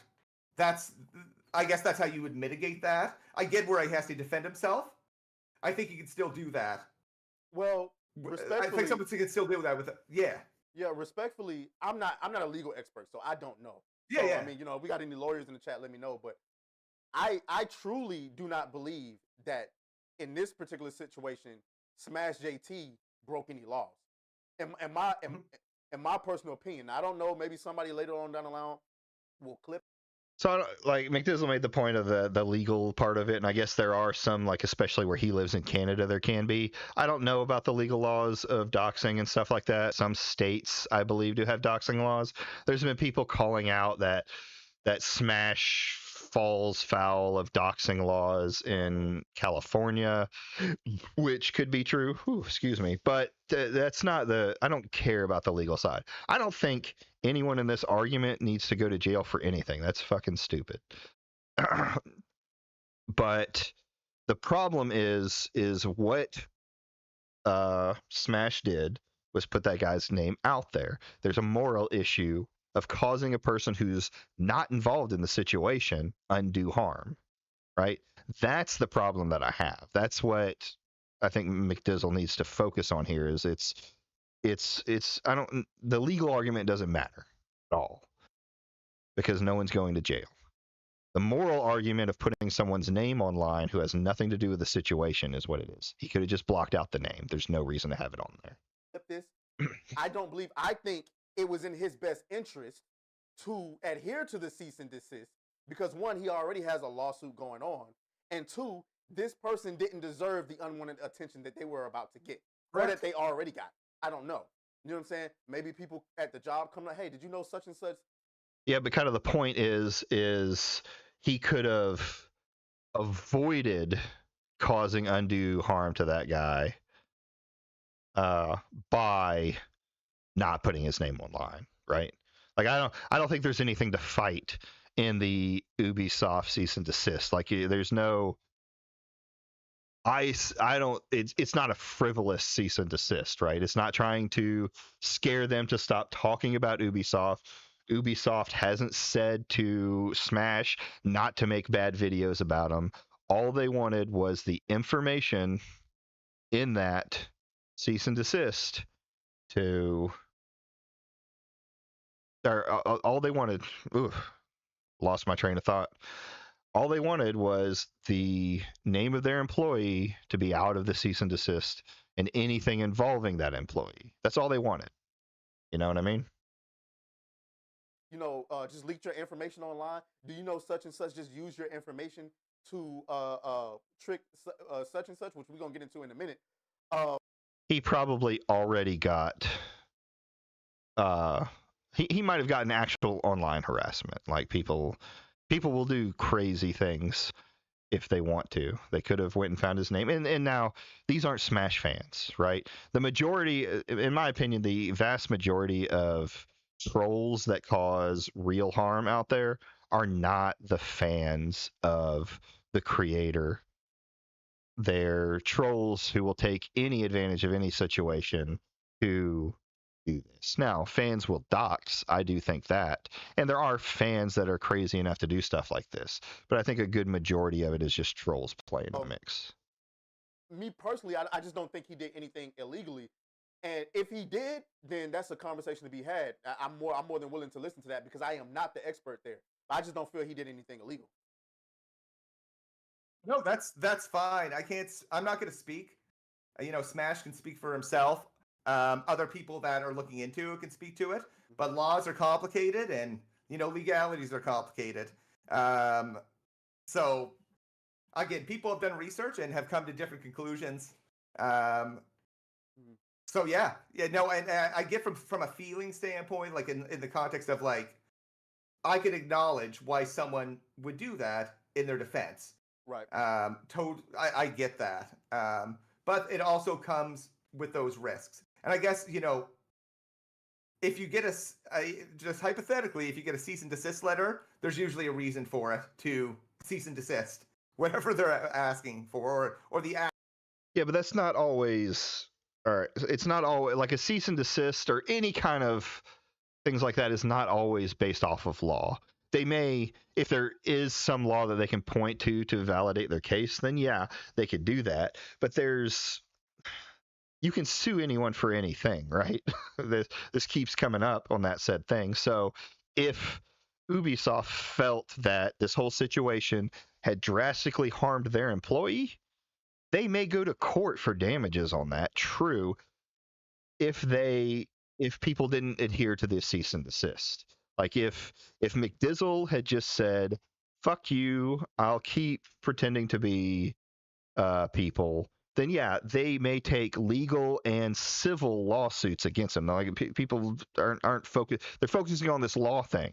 There could be civil lawsuits involved as well, and the court can come to a conclusion without laws being broken that yes, civilly this needs to get paid out. And like I said, I'm not a lawyer, I'm a layman on it, but you can literally sue anyone for anything. Why we have frivolous lawsuit laws in the United States. Action 2. Well, I want to say I don't believe that was Smashjt's first cease and desist letter. No. That's fair. It was his that I know about. Someone else got a cease and desist letter. It was Valiant. It was Valiant Renegade who got a cease and desist letter from Black Girl Gamers, and we said during that time that this is some bullshit, and they kept doing what they were doing, and we heard nothing from Black Girl Gamers, and so. Yeah, because cease and desists are constantly used to scare. Like cease and desist is not a legal document at all. It's not a legal document. It's a letter written up by a lawyer saying, if you don't stop doing something, we're gonna freaking sue you. That's generally, it's not filed at any court. It's not put into any legal system for later. It's just, I can write a cease and desist letter, or I can have a lawyer write a cease and desist letter. Better way to do it. At any time and send it out for something if I don't like what someone's doing. Now, is that going to get anything done? No, probably not. But it's not this legal letter. It's a threat. Not a threat. I mean, it's a threat that we're going to sue you if you don't stop doing the action. Oh, I get what you're saying. Like, usually when they send a cease and desist, it's for a reason. I think more often than not, it's a scare tactic. Now, in your situation, 100%. And again, I want to make this abundantly clear. I am not a legal expert, so I don't know. In your situation, which we've been waiting to get to, chat been on my ass about asking. In your situation, you impersonated an actual employee of a multi-million-dollar, well, if they are still a multi-million-dollar company, which, by the way, Ubisoft didn't do anything wrong, guys. They defended their employee, which is perfectly fine. Yeah. But you impersonated an actual person, and I'm going to assume that person's information was public, right? I'm going to say that if it'll get you in trouble, you don't have to answer it. I'm going to say the threshold for this was a name and a role that would be public information. Okay. That was the threshold that the original leaker that was doing this nonsense. So I have to ask this question. Because of course. I know you said you're an investigator. But I've also seen your tweets. And I've seen your tweets for quite some time, since the beginning of Gamergate. It seems like you have a personal vendetta against people in this space. And it's in my mind, like, what would make a person so upset that they would go and impersonate someone to, I guess, expose somebody like us? I don't think, this is kind of a weird way to say this. Like, is he really so upset that he had to? You can disagree with Gamergate. Like, I got a little heated and said some words about Smashjt earlier in the stream, and things like that. You can get passionate, you can get words, you can say things and be a little spurgy. I like being spurgy online. But that doesn't, I don't know. I don't think that Mcdrizzle was just so angry at Smash that he had to go impersonate somebody. And I hate this impersonation bad thing that it's always pushed to. Smashjt. No, that's a reasonable question. Listen, man, me personally, I don't paint people with a broad brush. Politics are complicated. People change throughout their lives. Their views on things change. I have people that I'm cool with in the anti-woke space. It's more about, what someone's saying versus who someone is. So I'm not targeting, people for, the hell of it by any means, nor am I really targeting anyone. Again, I'm just a small, I don't have a whole lot of influence. I shouldn't. I mean, it's a small channel. I'm investigating and giving my perspective on it, and mainly because I find it really interesting. I do. I put content that I find interesting, whether or not other people find it interesting, whatever, out in that space. Mm. And other people have acknowledged that there's not a lot of people covering it Hmm. and covering, at least the perspective of, in 2025, legacy media is going away. Let's take a look at this new media. Let's critique them. Let's, give another perspective. Because I do see things, and, Smash and other people, let's say within the Gamergate space, some of them have done a good job in identifying things that are hurting gaming. I can acknowledge that. I'm not a fucking idiot. Like, I think that's okay to actually acknowledge and say. So, sorry, man, I lost my train of thought. I was just kind of rambling on there. Well, I got you. I'm back to it, man.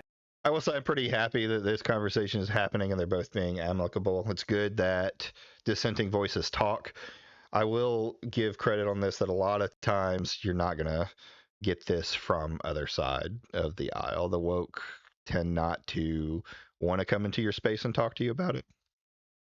So I'll give them positive on this. And sorry, No, I mean, it's fine. It's just that because I try to wrap my mind around like the whole situation. Like I get it. Yeah. If you don't like Smashjt, you want to be able to disprove him. But I'm all about. I'm trying to figure out the best. So it's not about disliking him so you want to disprove him. I don't like Smashjt because he's dishonest in the way he reports his news. I can disprove, quote unquote, his stuff constantly. Or, I can see where the information's used to make it a lie. Like it's not that's not a problem. I don't like him because he's in the gaming space trying to fight for better gaming, which is something that I want to do, but he does it with such a dishonest tone that it makes us look bad. This situation can be used now from now on by any of other gaming side to say anyone who are dissenters about corporate gaming are just dishonest. They don't do the right vetting or journalistic practices. It's another way for these other journalistic companies to say that they're not journalists because he doesn't do the proper vetting. He can't be done.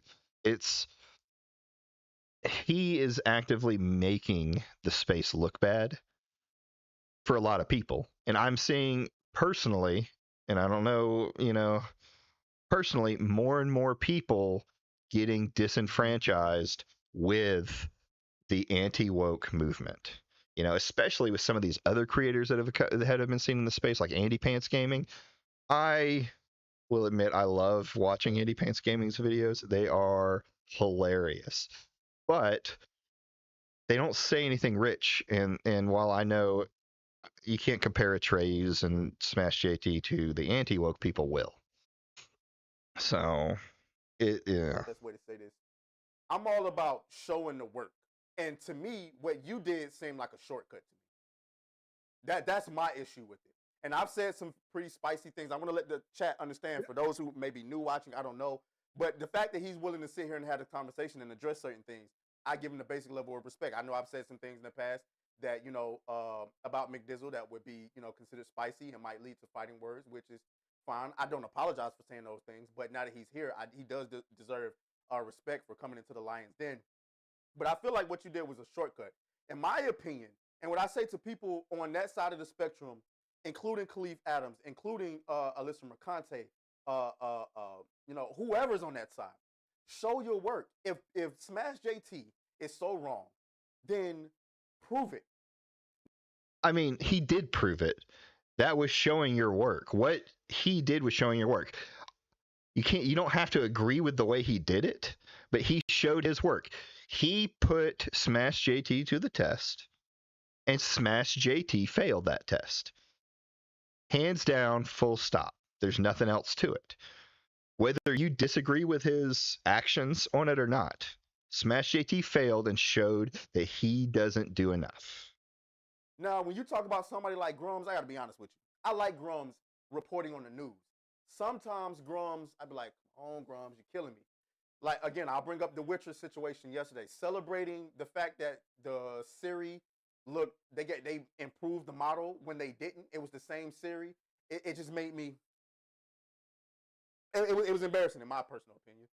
Well, yeah, how many times are you going to let him be embarrassing before you realize that he's not actually doing it from a genuine point? You know what I mean? That's a whole different subject, though. Let's see if there's any more. You have to show your work. And that's what I feel like on that side of the spectrum. And I don't even know if you're over there. I just seen your tweets, and I've seen you pop off for quite some time. You have to be able to show your work and show why these people are wrong. Because when we talk about anti-woke, people think that we want to put our narrative in it. I don't want any narrative in it. Like, Sure. If you want to make a gay game, make that gay game. You know what I'm saying? Don't come over here and take the IP. Well, anyway, that's a whole nother conversation. But why is it that side of yeah, that's a whole nother argument I wouldn't mind getting into with one of these guys. But yeah, the spectrum doesn't seem to have people who can show their work and prove why we are wrong. here's the thing. Here's what I'll say on that. There are plenty of people who point out all the inconsistencies and everything like that. No one's going to listen. It doesn't matter like how wrong you are. Like, look at the other side of the aisle that you're talking about. None of those people believe you. They say the same thing. They say, look at what they're doing to open up gaming. Look at all the inclusivity. Look at all of this and that. And, they're just as willing to discount Concord failing as they are, as you are to say that Smashjt is doing good work. That's really kind of what it is. Go look at all those comments back. No, Concord failed because of this, that, and that's true. Concord failed more for its gameplay and stuff like that than the DEI, but they didn't even mention the DEI. I remember looking back on that, and I was like, yeah, I don't think the game failed because of its DEI. I think that was a part of it, but the DEI was clearly in there, right? You could read through the box cutter wielding trans woman who worked at the Amazon like company, that was not even in their mind. You're doing the same thing right now with Smash. He clearly didn't vet his sources right. You clearly aren't looking into the inconsistencies. You like to push the narrative. That's the problem people have with the anti-woke. Now, I personally say get politics out of both of my gaming because, yes, it does come up with a right-leaning narrative. And there are people who are actively saying things like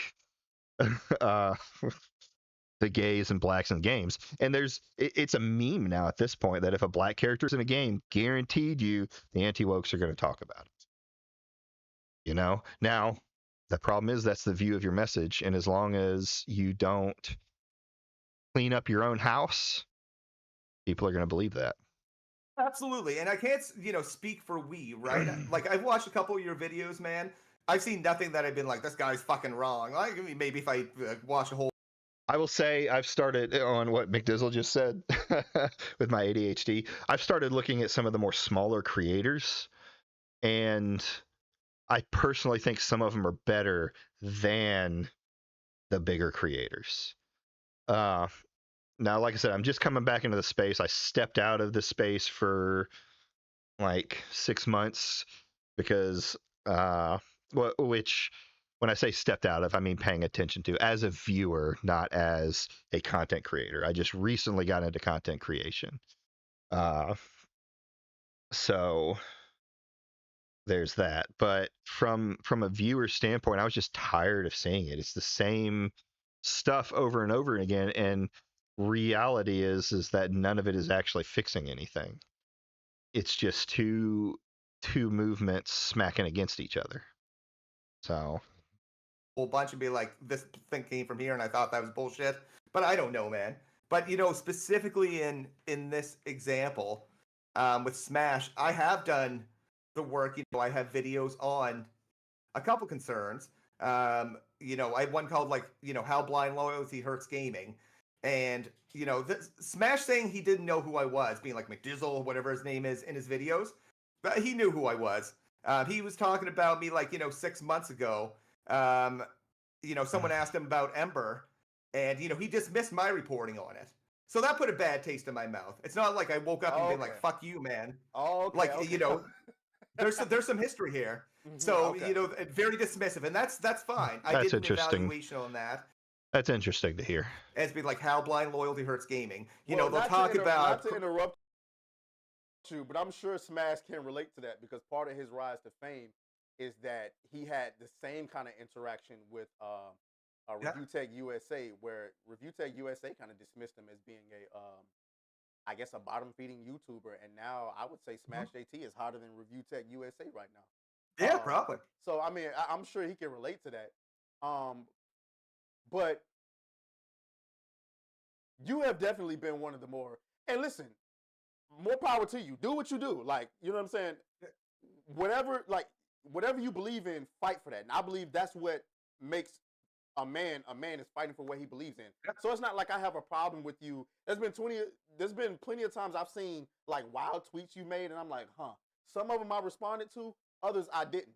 But yeah, you've been pretty antagonistic towards this side, which is perfectly okay. And so now that you say that, I know where, I don't want to say animosity, but you definitely had a bone to pick with Smashjt in particular. My concerns with his approach, that was a big part of it. Like, and man, it's tough to tell because all these motherfuckers hate me, but in the chat, but I'm a nice dude. Like, at the end of the day, you remove that from me, you remove Twitter. I'm a nice guy that gets along with most people generally. That's been my experience anyway. Like, through fucking life, you know what I mean? This is why I prefer conversations because, and I'll even admit to this, and Paris said it last week on, because we had Paris Lilly on New Black Street. He said it. He said he's seen my tweets. They're particularly spicy. I think there's a degree of sensationalism on Twitter. Massive. You are definitely a lot more sane on camera than you are on Twitter, and the same is when I'm trying to entertain my audience, I'm definitely insane in my videos. But if I'm having a back and forth with somebody like Paris, he and I disagree. As a matter of fact, the first time when he talked to Kata, they didn't even want to talk to me because they thought I was too toxic. And I was like, okay, I mean, I made my bed, I'll lay in it. You know what I'm saying?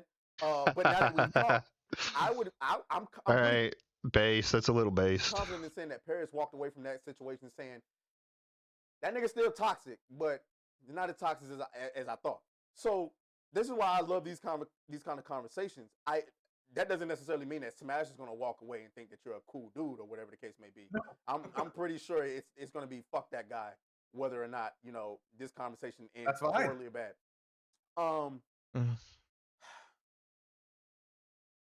I don't know if there was anything from the chat that wanted to hear anything in particular, had any questions. There's no super chats asking anything or anything like that. So, I mean, a lot of people wanted to address you impersonating someone. I'm going to be honest with you. I thought that was fucking insane. I still think it's insane.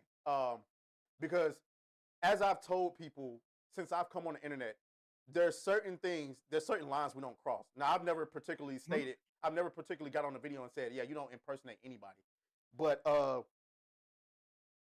that's one thing that I feel like there should be consequences for, because you wouldn't want nobody to impersonate you in a situation you have nothing to do with. I'm pretty sure that Ubisoft would have loved to be able to slander Smashjt's name. I'm pretty sure. I don't know. I can't speak to that. Well, I mean, they have reason to hate Smashjt just as much as any of his opposition does. But impersonating someone, I do want you to understand that I think that's crazy. And I do want to give you the opportunity to, like, when you look back on that situation, I know you said you have regrets, but like, at what point did you ultimately say to yourself, maybe this wasn't the best idea? Or if you ever said that at all? Anytime there is, you see private information leaked out, So, I mean, this is the thing that's harped on so hard in this whole situation. No one wants to talk about what Smash did wrong in this situation, and honestly, McDizzle isn't pressing that hard enough. I would be pressing harder on that situation because ultimately it's a moral argument that they're trying to make. They try and throw the legal weight behind it to give it some kind of wall, but we're talking about a moral argument here, and with me, it's the context of what the impersonation is doing is really what's in there. If a journalist is pretending to be, somebody to get information on a large company that's causing problems, that's harming people, or things like that, do I consider that wrong? No. And I don't really consider it wrong in this situation either.